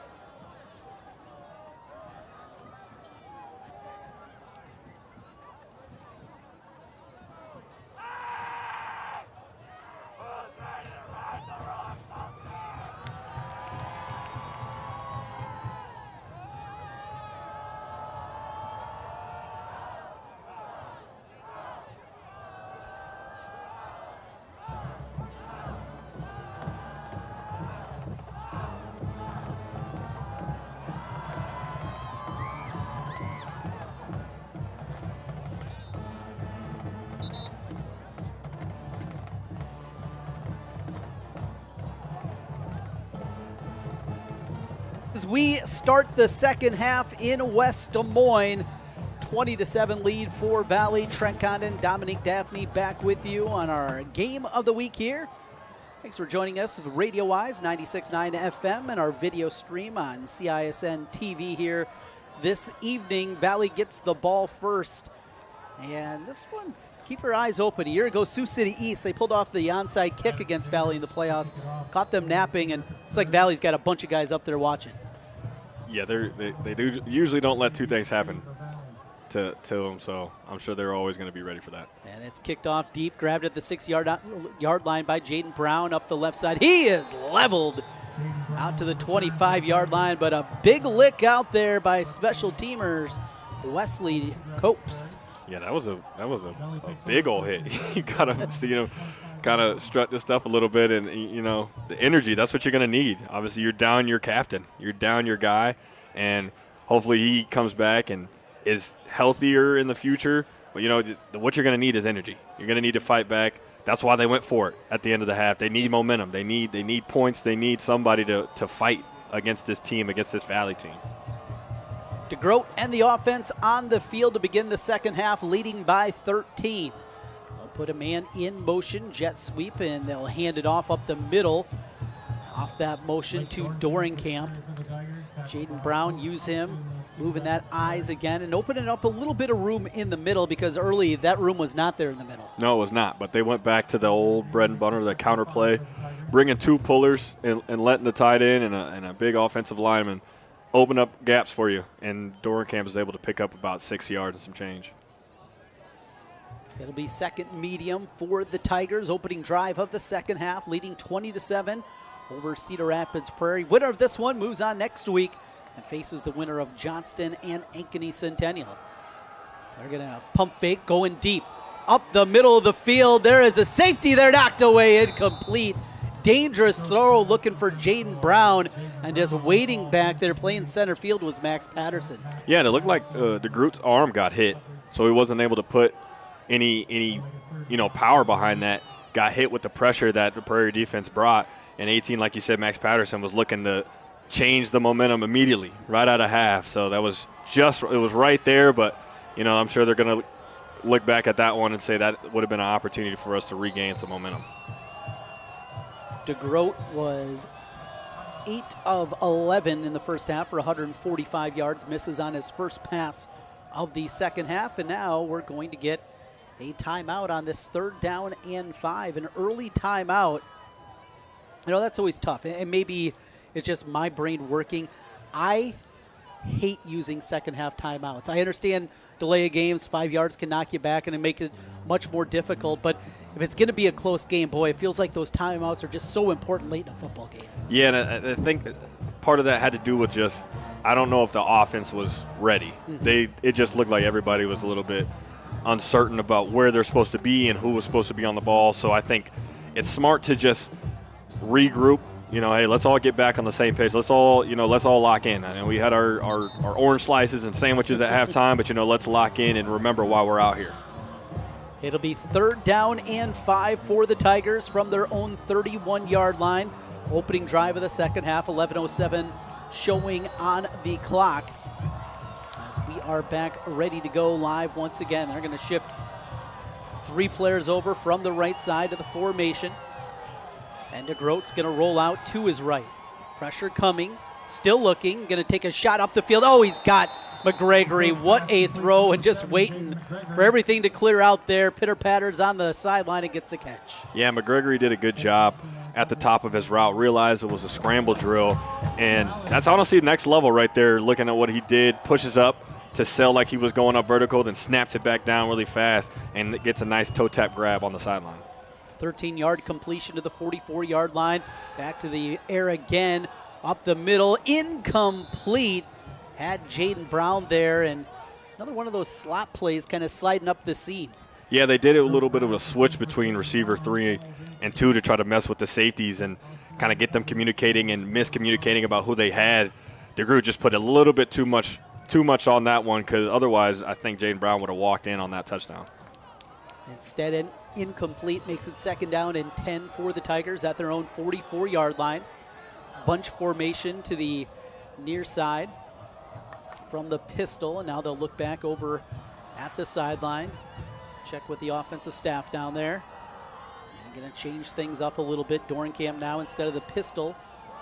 He's going to be lined up. He'll take the handoff with nothing there. Stood up by the middle of the Prairie defense. Not often you see an offensive lineman come chucking out of the pile like that. It'll be third down, and 10. Yeah, the defensive line did a good job of using their hands and getting off blocks and meeting at the point of attack and being really physical. One thing I'm also noticing is that they're putting the safety to the boundary at the top of your screen, number 26, Jane Stump, a little bit more over top of McGregory, trying to maybe a little bit of a combo, a little bit of a bracket, trying to have two guys on him, realizing that he's one of their playmakers. We got to take him away from this offense. Opening drive of the second half. It's empty formation for DeGroat. Pressure comes, rolls to his right. He's going to pump fake and now try to run for it. He's got the first down into Prairie territory as he steps out of bounds at the 42, a pickup of 13, and that's the thing, Drake DeGroat, with his feet, makes him such a difference maker at QB. Yeah, and it's tough because Prairie brought some pressure off the edge, and it's hard when you get out of your lanes, when you bring pressure, and a quarterback like that who, like you said, can use his feet, and it's hard to to bring him down, uses his feet and escapes the pocket and is able to pick up that first down. To the 42-yard line of Prairie, 10:05 left to play in the third quarter. Valley with the football in a 13-point lead. Got one-on-one down here with McGregory. Out of the shotgun. Instead, they're going to go to the ground game. And a big hole. Dorenkamp cuts out to the 30-yard line and a shoestring away from 6. Instead, cut down after a 15-yard run. That big offensive line starting to lean a little bit on the Prairie D. Yeah, and that's Valley's bread and butter. That's the one thing they're always leaning on, is using that strength, leaning on their big offensive line and hoping that you get tired before they do. 1st and 10 from the 26. Back to the ground game again, up the middle. And just push the pile forward. It doesn't look like there's a lot there, and you get 4 out of it. Yeah, and on the Prairie side, you're hoping that you can get a stop here, at least hold them to 3 points, which then keeps it to a 2-possession game, down by 16. And hopefully that I think that's what their mentality is, kind of that bend, don't break mentality that a lot of defenses possess. From the 22-yard line, 2nd and 6 as Valley huddles up, breaks the huddle with 21 on the play clock. Single receiver on each side of the formation. McGregory to the far side, near side for Brown. Play action, looking for McGregory. Double move, throws it to the end zone. Some contact, but no flag. Incomplete.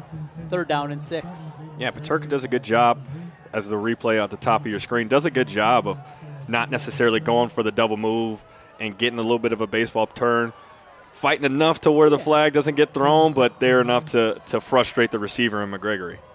Yeah, Paterka, good coverage there. That was stride for stride. Yeah, he got a hand in there, but that's playing defensive back. Yeah. I know you offensive guys don't like to hear that all the time. I'm a tight end now. I'm different.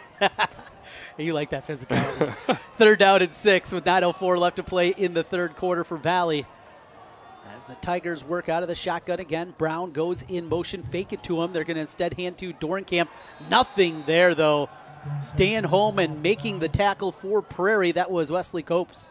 And you can see DeGroat looking at the sideline saying, hey, let's go for it. We got an opportunity to put this game away right here, right now. Let's lean on our guys. Let's give the ball to our playmakers and see if we can put this one away. Tight end Schoberl will come out of the game. They'll add an extra wide receiver, Owen Woods. We saw him make a big catch up on the sideline to give him a first down back in the first half as he comes back in. 4th and 6 from the 22-yard line for the Valley Tigers. 3 receivers lined up to the right. They'll put Brown in motion. He comes back to the left side. Looking that way. Throw comes, got Brown out there. Complete first down. Good looking pitch and catch there. Brown just slides across there and finds that opening. Yeah, like we said earlier with the motion, doing a lot of motion to see if it's man or zone. They get a zone read. He runs a simple out route. And McGregory does a good job of doing that outside release to capture the cornerback's eyes. That way he can't sit and essentially crack the ribs of his good buddy Jaden Brown. So good pickup by then. And, of course, they're looking for 7, not 3. First down at the 13-yard line for the Tigers, and the opening possession here that has eaten more than 4 minutes off the clock. Back to the air game again, incomplete, just past the intended target. He was looking for McGregory there on the post. Yeah, a slant. Yeah, it was as you can see, we got the one-on-one matchup at the top of your screen with McGregory against Peterka. Just a simple slant, like you said, and they had him. That's why he's beating himself up. I think both of them, you see their body languages, they knew they had it. It was just a little bit too low for the receiver not to be able to catch it, and now it's second down. Second down and 10 with 7:49 to play in the third quarter. Valley looking to build on a 20-7 lead. 3 receivers out to the right. Dorenkamp on the right hip of the quarterback. DeGroat, who works out of the shotgun. Play action, across the middle, bobbled, but caught. Short gain to the 8-yard line. That thing got to him in a hurry. Oh, yeah, and it was a simple RPO action, seeing if the linebacker is going to take the cheese to go to the running back, and they did, so that's why he got it out to Jaden Brown. But I think Jaden was looking to get 6, not 6 points, not 6 yards. So that's why I think the little bit of a bobble, he was looking to make that second play, that next move to make that man miss and potentially ended a touchdown. It'll be 3rd down and 5 after the completion to Brown as Valley works inside the red zone. 2 receivers on each side of the formation. Pressure comes. DeGroat stands up, swings out of one tackle, but back to the line of scrimmage. That'll be it. Late flag also came in on the play. Yeah, and it looked like they were going with a bit of a man beater with just a mesh concept, trying to get everybody to cross and again mess with the defense. But yeah, they got a little handsy with the defensive line right there. Yeah, that's a tough one because it would be 4th and 5, but they're likely going to go for it. So they're going to move him back and make it 3rd down and long again. Well, that's always the tough call for the coaches in those spots. Yeah, I think the most important thing in this drive is getting points. Continue to grow the deficit for Prairie. So at least maybe run the ball, get 6, 7, 8 yards, and keep it in field goal range. 3rd and 15. They'll put Dorenkamp in motion, and ball comes out. Ball still loose. It's a fumble, and Prairie says that they have it. There is still a scramble for the football out near the 29-yard line. Don't know if that thing just squirted out of the hand of DeGroat as he was looking to throw a screen out to the left.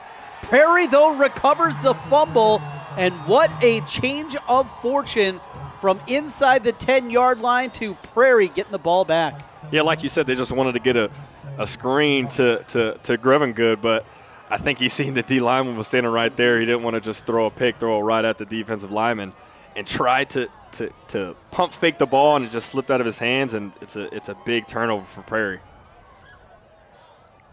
Looks like Gary Swenson, he was talking things over with DeGroat, asking him what happened on that one. But Dominique, you said, there were not just there was 3 defensive linemen there. Oh, yeah. One that would have picked that one off or at least deflected it away. Dangerous play, but instead Prairie makes the stop. They get the ball 1st and 10 at their own 29. Now here's a run out the left side for the new quarterback in the game, Owen Markson, but he is cut down. Boy, that Valley defense is fast. Oh, yeah, and Herzberg got there first and was just physical at that point of attack. Wasn't able to bring him down solo, but then you see the swarm of black jerseys coming to get him down on that second attempt. So good job by them, just swarming to the ball. Loss of a yard on the play. It'll be 2nd down and 11 for Prairie. Faison in the game, talking things over as he gets the play call in there. Talked about him as a difference maker. He's lined up as the tight end on the left side of this formation on 2nd down and 11. Call in the backfield. Going to set up the pass. Looking across the middle. Pass a bit low and incomplete. Trying to find his tight end, Max Schweiger. Yeah, and it seemed like they were trying to get the ball to Faison here in a little bit of a one-on-one on number 10, Ben Fleming, down at the bottom of your screen at the boundary. But they weren't able to. Saw him covered, so he had to go to a second read, and they did a good job smothering and smothering the corner of the tight end, and wasn't able to get the ball to him. 3rd down 11 for Cedar Rapids Prairie as they work at their own 28-yard line. Trent Condon, Dominique Daphne with you here on our call of our Central Iowa Game of the Week. Back to Markson under center. They're going to hand it off here on 3rd and long, but some room out to the right side. 35, breaks the tackle, 40, up the sideline, 50, brought down in Valley territory all the way down to the 45-yard line. A pickup of 27 on the 3rd and 11 run. Yeah, we talked about it earlier. Cole, in his good vision, was able to bounce it outside and break a couple tackles. And right now you'd think that they would have to throw the ball, but maybe their best option is just let's keep running it. Let's keep playing our brand of football because it's working best for them. And now well over 100 yards for Dawson Call, the junior running back for Prairie. Trailing 20-7. Hawks, though, on the move. They're going to throw it out incomplete. Tried to hit just a stop route there to Bennis, but again, some struggles here. First extended action at quarterback for Owen Markson after the injury to Cale Kongshaw. Yeah, and it's tough. It's tough to do that in a playoff game too. You don't assume that you're going to play. Obviously, you probably get some plays in practice. But to this extent, you could never assume that this is going to happen. So I'm sure they're going to lean on them as a team and look to make plays for them any ways they can. 5:22 to play in the 3rd quarter. Prairie with the ball down by 13. Handoff left side, trying to get to the edge. And a short gain before being tackled down by Ben Fleming. Good work in space there as they handed it off to Bush Jr. And while we keep talking about, obviously running the ball, that clock just keeps chewing. Yeah. That's the other thing I keep looking at is, yes, we keep getting first downs and gaining 3 or 4 yards, but that clock is not your enemy, or is your enemy when you're down 13 points. Inside of 5 minutes to play in the 3rd quarter. It'll be 3rd down and 7 for Cedar Rapids Prairie as they move into Valley territory at the 42. Shotgun look for Markson. 3 receivers to his right side, single to the left. They'll hand the ball up the middle, but stood up after a short game. Booth and company there on the tackle. Once again, they went back to Dave Faison, but boy, they're really keen on him. Oh, yeah. And I think the mindset there was let's get it to 4th and manageable, potentially to go for it. They didn't get enough, so I think they're going to punt this one away and lean on their defense to try to get another stop and maybe even pin them back like Faison did earlier in the game and gain some momentum that way. Faison also is their punter. He ripped off a big one. They're going to go lined up in the Wildcat. Could go with a quick punt here, too, because he is the punter. It's 4th down and 4. Need to get that 35-yard line. He's going to keep it right side. Faison runs through a tackle. A couple more, bullying his way forward. He's got the first down all the way to the 28-yard line, 11-yard gain. You think about maybe it's a time to just do that every time, just go Wildcat. Yeah, and just the amount of ways that he can make plays for you, I think getting him the ball any way possible is how they're going to need to lean on him for the rest of the game. Whether that's we saw them try to throw the ball with him, whatever, get the ball to him however you can. I think that you see their line back up in Wildcat. That may just need to be their game plan for the rest of it. It'll be 1st and 10 from the 28-yard line. They'll go right back to Wildcat, right it back the middle. Faison bullies his way to the 21-yard line. 7 more there. And, you wonder about how much tread you're going to put on it. This is your senior. This is a guy that wants the ball. He's fine. He's happy playing both ways, and I'm sure he's happy running the ball. Oh, yeah. I talked about it to one of my coaches earlier, actually, today. Coach Cunningham, like, when you're that age, I don't really care. There's no play clocks. There's no give me the ball every single time I want to make a play, so that you can guarantee that's his mindset. 2nd down and 2 from the 21. Takes the Wildcat snap. This time to the right side. He's got a first down. All the way down to the 10-yard line. It'll be 1st and goal and another 11 yards for David Faison. And you can see not only is the offense getting fired up, the Valley defense is getting tired. Yeah. I mean, that's like we said, that's a 250-pound running back running at you full speed. That's exhausting. Those hits compound, and they're just going to keep running it, as they should. It's working off for them, so we're going to see how much that they can get out of them. They go right back to the Wildcat look. Oh, the bobbled snap, but it goes to Faison off the deflection. He falls back to the line of scrimmage, hit off of one of his upbacks, deflects, though, right into his hands. Incredible. Yeah, I think they were going for a little trickeration here. Tried to get the snap to number 9, Bennett Cook. Ooh, I don't like the way he fell on his leg there, but, they were trying to go switch it up a little bit, and you could see Faison hobbling off. I think that's fatigue. I think he's a little tired. He brought them this far.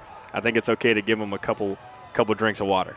So he'll come over to the sideline inside of 2 minutes left. Second down and goal from the 10-yard line after a crazy play there on first down. I formation, call up the middle. He's got a big gain all the way down to the 2-yard line. It'll be third and goal from the 2 on the run from Dawson Call.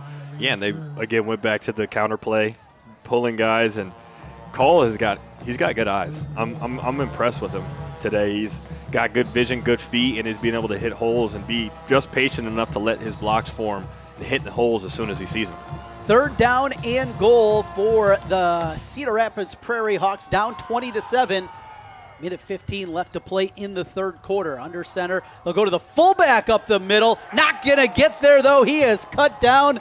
They went with the first man through, and Bystricki was hit after a yard gain. Yeah, tried to switch it up there and go again with your big body. But this is 4-down territory. We need touchdowns. 3 points is not going to get it for you. So, of course, you see their guy come back in, and David Faison hype in like, hey, we're scoring right now. You could tell. You can see with the juice. There's the mentality is we're getting 7. There's no other option. Fourth and goal. We'll call it from the 2. Faison in the Wildcat takes the snap. Right side. He pounds his way in. Touchdown, Hawks. Prairie back on the board. It's David Faison doing it on the ground that time. The 2-yard touchdown, and now a 7-point game. Chance to make it 6 with the PAT. Yeah, and you see they're just moving guys on the line of scrimmage. For an offensive lineman, the best place that you could put your guy is in the end zone, because you know your guy, big number 0, 250 pounds, is going to follow right behind you and easily roll in there for the touchdown. On to attempt the PAT is Boxa. It is just good as he snuck that one in. 20-14 with 36 seconds left to play in the third quarter. We come back. This is high school football on 96.9 FM and video streaming on CISN TV. Hey! Touchdown, fairway.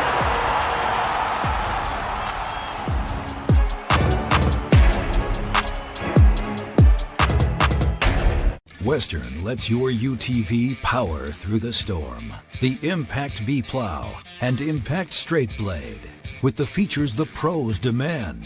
Custom tailored for your UTV. And to keep your work top-notch, rely on the Tornado UTV Hopper Spreader. Now that's a job well done. Western, more jobs done faster. Visit Truck Equipment Inc. today at truckequipmentinc.com. Free Godfather's Pizza begins with the download. Order through my new online ordering app and start earning free pizza and sides. It's easy. Download the Godfather's Pizza online ordering app today. Do it. 6 seconds of the third quarter.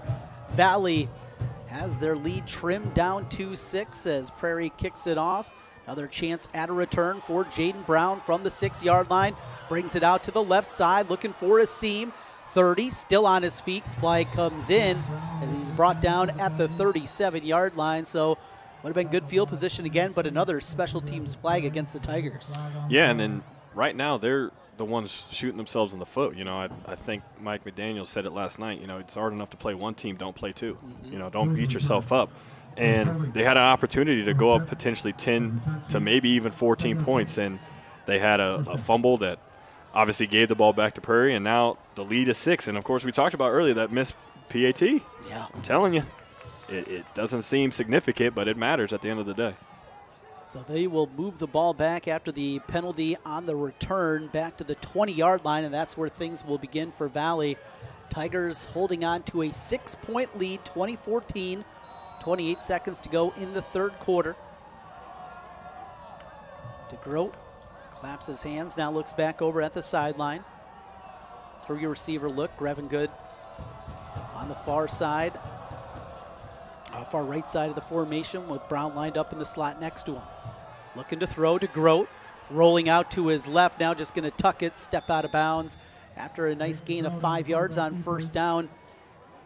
First read, though, has been covered up quite a few times by the Prairie D. Yeah, I think they're starting to understand that RPO, they're looking to go to that tight end right behind the linebacker. They want to mess with the eyes of the linebacker to get him to trigger for the running back and then throw the ball right behind him. So they're starting to pick up on what the Valley offense is trying to do. Clock stops with 22 seconds left in the third quarter. 2nd down and 6. They give him 4 on the run. Trip receivers to the right side. DeGroat now will put McGregory in motion over to the left. Going to roll that way, set up a run for DeGroat. He is crushed down. Faison came in and cleaned that one up after a gain of a yard on the play. That's a play that normally works well for Valley, and Faison and company sniffed it out. Oh, yeah, and you see with the replay right here, they're letting Faison stand up and kind of do a little Myles Garrett thing and let him play and be an athlete, essentially, and he sniffed that one out, immediately triggered as he saw DeGroat try to get outside and get on the perimeter and made a big hit there on the quarterback. We go to the fourth quarter. Valley will have the ball 3rd and 3 when we come back. Valley 20, Cedar Rapids Prairie 14. The fourth quarter is next on 96.9 FM and CISN TV. As the seasons change, so should the colors in your garden and around your home. Nothing says fall like a splash of beautiful colors from the Fall Mums from Good Greenhouses. No one has a larger selection of gorgeous mums or better pricing, with sizes from small pots to large containers that are sure to make the neighbors jealous. For over 118 years, the Good family have grown and sold the best mums in Iowa in a rainbow of stunning fall colors. Come see for yourself, just north of Interstate 80 and only 8 minutes south of Ankeny. Iowans are working hard, but high prices make it even harder to keep food on the table. Record numbers need help. Your neighbors, your friends, your community. Stopping hunger starts here. Thank you for tuning into today's broadcast. Don't forget to like and subscribe to the channel so you don't miss any of our live events. You can also follow us on X, Facebook, and Instagram in the description below for more coverage of Central Iowa high school sports and the Des Moines Menace. Now, back to the game. 3 for Valley. DeGroat rolling out to his right side, makes the throw complete to Jaden Brown to the 35-yard line. They pick up 8. Those 3rd down plays, he's been looking for Brown a lot, Dominique. Yeah, they've gone to that play at least 3 times. On the 4th down, you can remember down here going the opposite way, and earlier in the game that rollout looking to Brown when he's running just a simple out route, and they're able to pick it up. And right now, if you're Valley, you want that clock to keep churning. Clock stops as he is out of bounds on the 1st down with 11:55 left. Valley holding on to a 6-point lead over Prairie in the opening round of the 2025 Iowa High School playoffs. Get you updated. Johnston and Ankeny Centennial, winner of this one, will face the winner of that one. Here's a run up the gut and a nice pickup of 7 yards on the 1st down run.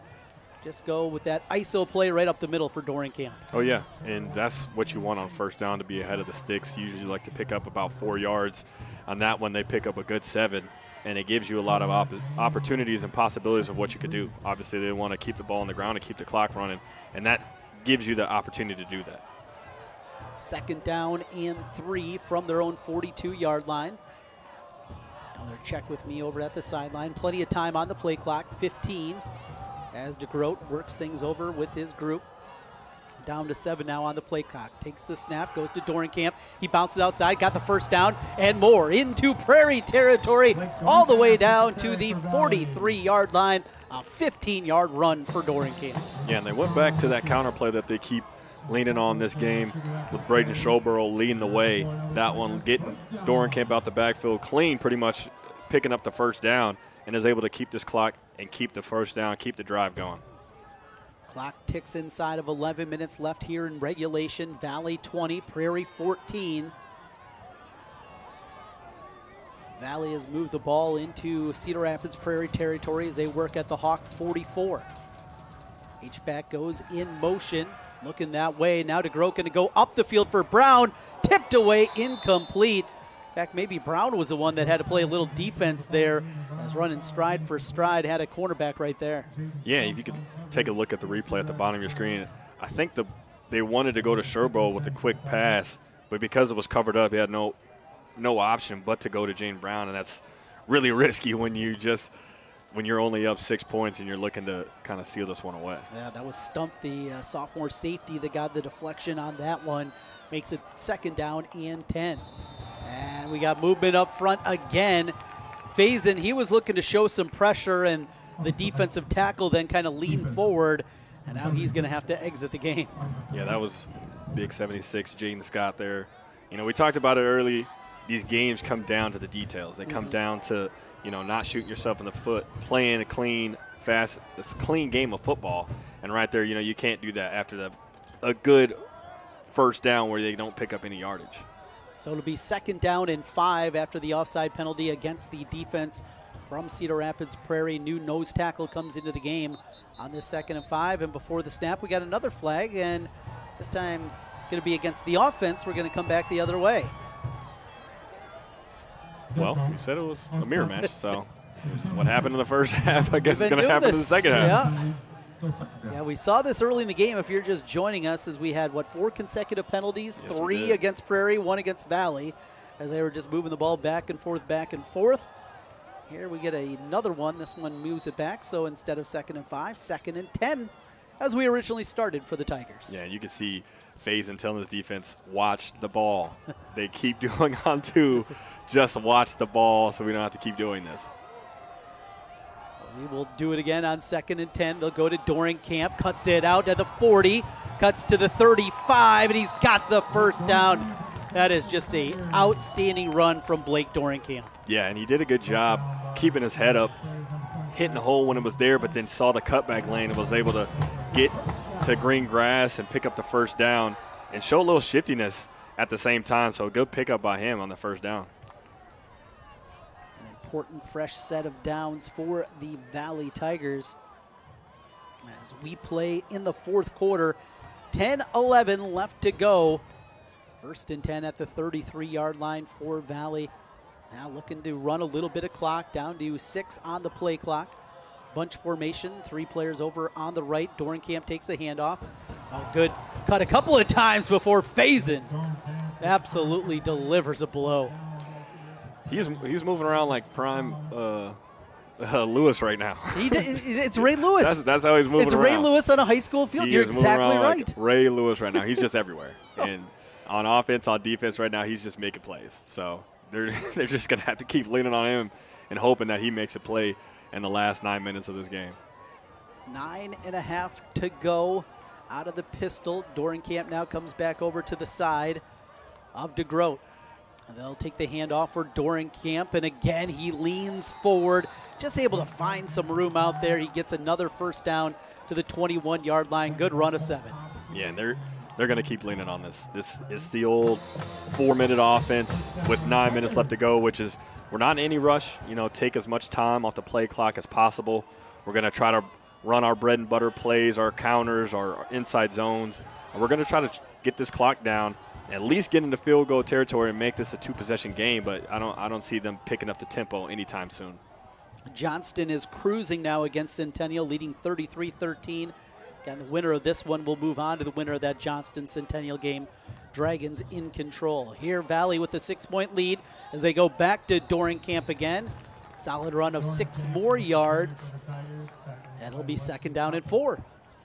For Cedar Rapids Prairie, you have to think at some point we just got to send the house, understanding that we need to get a stop. Yeah. We have to keep this a 1-possession game and get the ball back to our offense and try to go for the win. Clock is running. Prairie does have all 3 of their timeouts. Valley has 2 remaining here in the second half. Valley a 20-14 lead, but on the move with 8:10 to play in the 4th quarter. They work from the 15-yard line of the Hawks. Faison comes on a blitz. Dorenkamp takes the handoff, bounces it out, and he's going to be near the first down stick. Going to be right at that line. I think it's just going to depend on the spot. Maybe half yard short. Yeah. 3rd and 1. Now, Dominique, did you guys run under center a lot more when you were playing? We did. Yeah. Yeah, we did. We had fullbacks. It was old school now. Yeah. I feel, you called me old earlier, so I never forget that. Absolutely. Well, they're not under center here on 3rd down and a half yard. Play action, RPO incomplete. Now it's 4th down. 4th and 1. Now this is a decision for Gary Swenson. A field goal makes it a 2-score lead. Conley Harn, though, is just 5-9 on field goals this year. You got less than a half yard. You got DeGroat, that's a tremendous. Dorenkamp's been running. Your offensive line's playing well. Looks like he's keeping the offense out there. Yeah, and I think DeGroat has got his hands on his head because he probably should have just gave that one up. And whether it would have been 4th and short, either way, the clock would still be rolling. That's the thing you always got to remember is the clock is what's you got to keep in the back of your head. Down to 10 on the play clock. Out of the gun again. They'll hand it off. Dorenkamp, he's got the first down inside the 10-yard line to the 9. They get 2.5 in the first down. Yeah, I think that's what they were trying to do. You see Faison come in there looking to make the play, like we said, leads the team in TFLs, and he was looking to make the play there and possibly get the ball back to this offense. So the clock will run inside of 7 minutes before the next snap. It's 1st and goal from the 9-yard line for Valley. They lead by 6, 20-14, with 15 on the play clock. Dorenkamp on the left hip of Drake DeGroat, senior quarterback for the Tigers. Hand off to Dorenkamp, falls forward to the 5-yard line for more. Still plenty of time here, so those 3 timeouts are just so valuable. And in a goal situation, probably even if they're going to run it 2 more times, you just let that thing tick. Yeah, you want to save those and give your team a chance to either score quickly and then potentially onside kick and get the ball back. So those right now, that's money to you. You need those timeouts to try to get back in this game. 83 second half yards, over 130 yards rushing so far for Blake Dorenkamp in the ball game. Has a touchdown, a 23-yarder back in the first half. 6:06 left to go. They get the snap off just in time. Fake the pitch. It's DeGroat up the middle. It's DeGroat in. Touchdown, Tigers. Drake DeGroat. The 5-yard touchdown run on the fake pitch. And it's a 2-score Valley lead. Yeah, if you could look at the replay here, was going, like you said, with the fake pitch.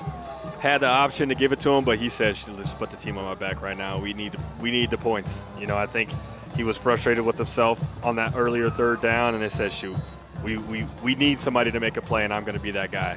But, of course, I think they're going for 2. Going to go for 2, up 26-14. Makes sense here with exactly 6 minutes left. They will line it up towards the left hash mark. Bunch formation down towards the near side. Now Brown's going to go in motion. Down to 6 on the play clock. 2 receivers on each side for DeGroat. Looking to the end zone. Quick slant. Low throws it low, incomplete. 2-point conversion fails. And it remains 26-14 Valley with the lead. We come back with more in a moment. Run, jump, lift, swim, compete, connect, breathe. Whatever your workout, you'll find it at the Y, plus a whole lot more. Right now, you can try the Y for free. Visit any branch or online at dmymca.org. One membership, endless opportunities. Your YMCA. Hi, this is Chris from Fireplace Superstore. And if your old fireplace isn't giving you everything you want, you need to come see us so we can show you Heat & Glow's industry-leading gas fireplace inserts. A Heat & Glow gas insert will convert your old wood burner into a high-efficient gas fireplace that's easy to use and will warm your house. Come see us soon and get on the schedule for this winter's installations. For the best selection of fireplaces in the state of Iowa, come see Fireplace Superstore, just west of Homeacres on Douglas Avenue. Bennis, they'll fake the reverse on the kick return. Bennis keeps it himself out to the 20-yard line before he is ushered out of bounds. Yeah, you talked about him being dangerous earlier there. Tried to go with the fake reverse, but number 10, Ben Fleming from the Valley Special Teams, did a good job of having his eyes in the right place and just saying, you know what, if you give the ball up, who cares? I'm going to make sure somebody gets tackled. Prairie will start, and last drive when they scored a touchdown, it was a whole lot of Wildcat and a whole lot of David Faison. But now down 2 scores, 5:53 left. Going to be more difficult to do something like that. Yeah, and it's tough, like we said earlier, to have your guy go down in Kale Kongshaw because, like we said, it leaves that 50-50 if we don't know what they're going to do. So now when you kind of have to lean on the run game, it's hard when you're down 2 scores. They'll line up under center, hand the football off to Call as he moves the pile forward for a 40-yard gain, 2nd down and 6, but the clock is running. And you can see they're moving a little bit quicker out there, getting out of the huddle quickly. Yeah, you got no choice, and it's tough when you have to go to the sideline to get to play as well. That's what makes time tick even more off the clock. That's something you guys did back in the day under Coach Swenson, too. I remember the quarterbacks running over to the sideline and getting those play calls. Here's a run for Call, short gain. Got 4 more out of it. It'll be 3rd down and about 3. I think it's the 3rd time you call me old today. I'm just saying. It hurts. It hurts every single time. And it happens quick, too. Dominique, just wait. It hurts. I'm only 28. I got this stocking cap on, and there's a lot of gray underneath it. Don't do that to me yet. 3rd down and 3 as we go inside of 5 minutes left here. 26-14 lead for Valley over Prairie. Shotgun snap. They're going to roll. Looking up the side. Got a man there. Complete. 1st down and more. 45-40 to midfield and into Valley territory. So the first completion of the night is a big one from Owen Markson. Yeah, and I think the defense got scrambled because they thought he was going to go to a scramble mode. And you could see Drew Bennis was right there like, give me the ball. And was just waiting for him to pass on the ball and was able to make up a big play on that and get the 1st down. 25-yard completion. Prairie moving into Valley territory. They'll start now at the 47, 1st and 10. Gonna look to throw again. Pressure comes across the middle. Picked off. Intercepted. A flag does come in, though. Layla Shore with the INT as he's coming the other way. Brought down at the 41-yard line. We will see on the flag a very late flag that came in. Yeah, I think they're going to get him for pass interference on this one. Got there a little bit early and bumped the receiver, and he wasn't able to make a play on the ball. So instead, they do get the pass interference call against Valley as the flag comes in against Cash Kiner. Yeah, you can see at the top of your screen, they want to get the ball down the field, obviously. Bumps them a little early. It's 50-50, but I think they seen that as not what caused Drew Bennis to not be able to go up and get the balls when Cash Kiner bumped into him. So I think that's the reason that they threw the flag. Owen Markson now with another opportunity.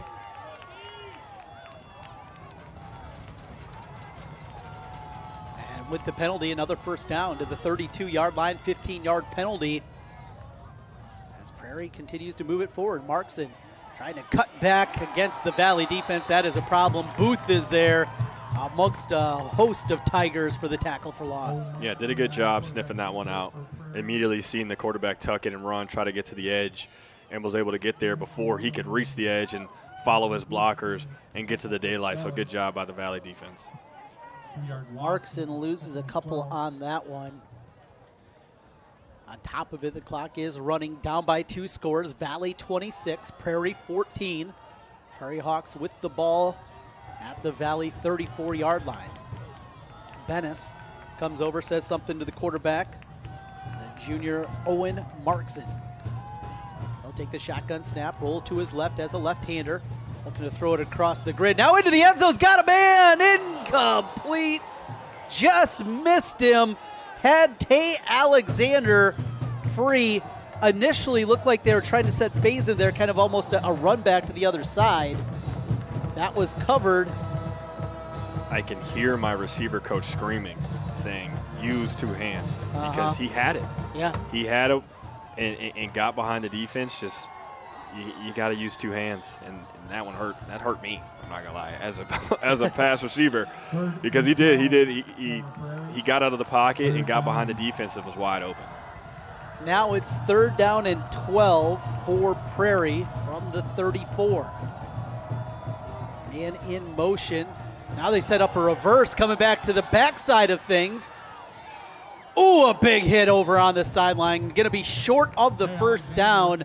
on the reverse, go into the bag of tricks. It'll be 4th down and manageable, though. And I believe we're going to get a timeout. Yeah, I think they're going to talk this one over and, like you said, get into the bag of tricks and see what they can do to either also get the first down, but then have that next play ready.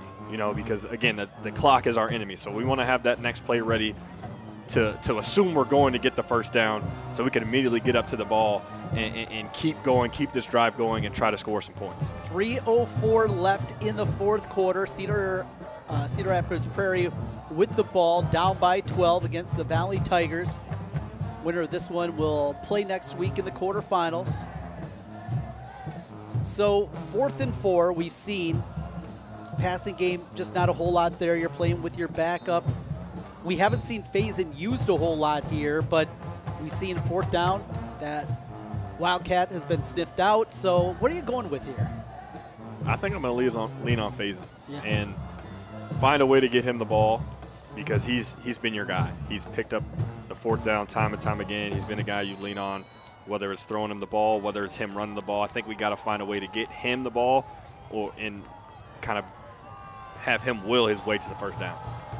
4th and 4, and he is lined up right next to the quarterback. Markson going to throw on a wheel route back to him to the end zone. There's some contact and a flag. It'll be pass interference. You get him involved some way or the other, and that one works there as Moore gets hit with the penalty. Yeah, tried to get him to the rail route up the kind of that V on the top of the screen, and try to get him one-on-one with the linebacker. Defense, number 6. Called that one actually on number 6. That was Wolter, not number 9 Moore, but regardless, it's a pass interference. It'll be a first down for Prairie, and their hopes stay alive. Down by 12, 26-14, inside of 3 minutes left, and they'll work from the 13-yard line.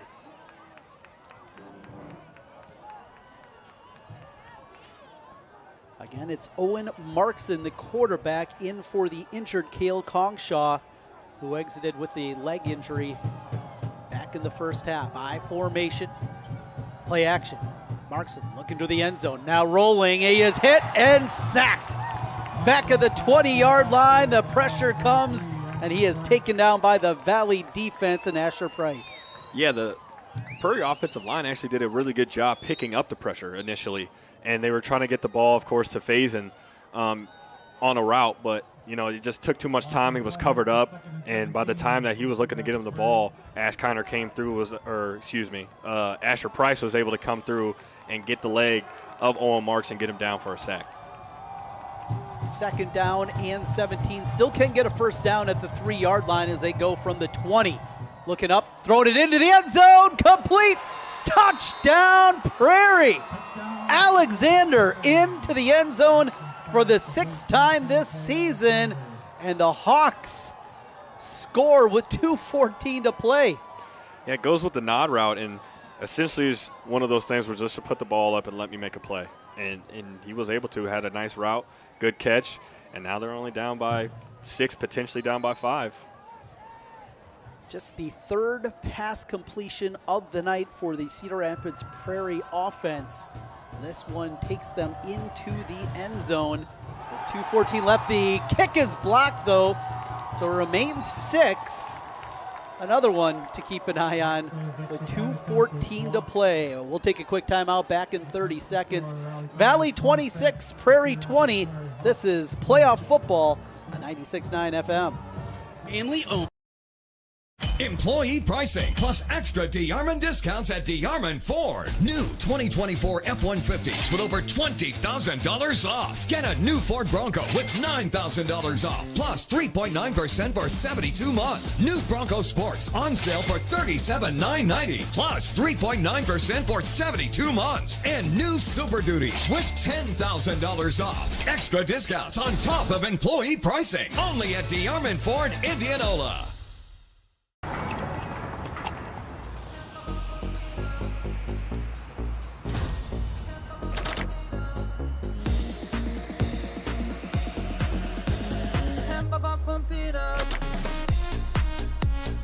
A fuel choice that even rivals can agree on? Now that's worth the hype. cheaper, cleaner, and homegrown. Pump it up with unleaded 88.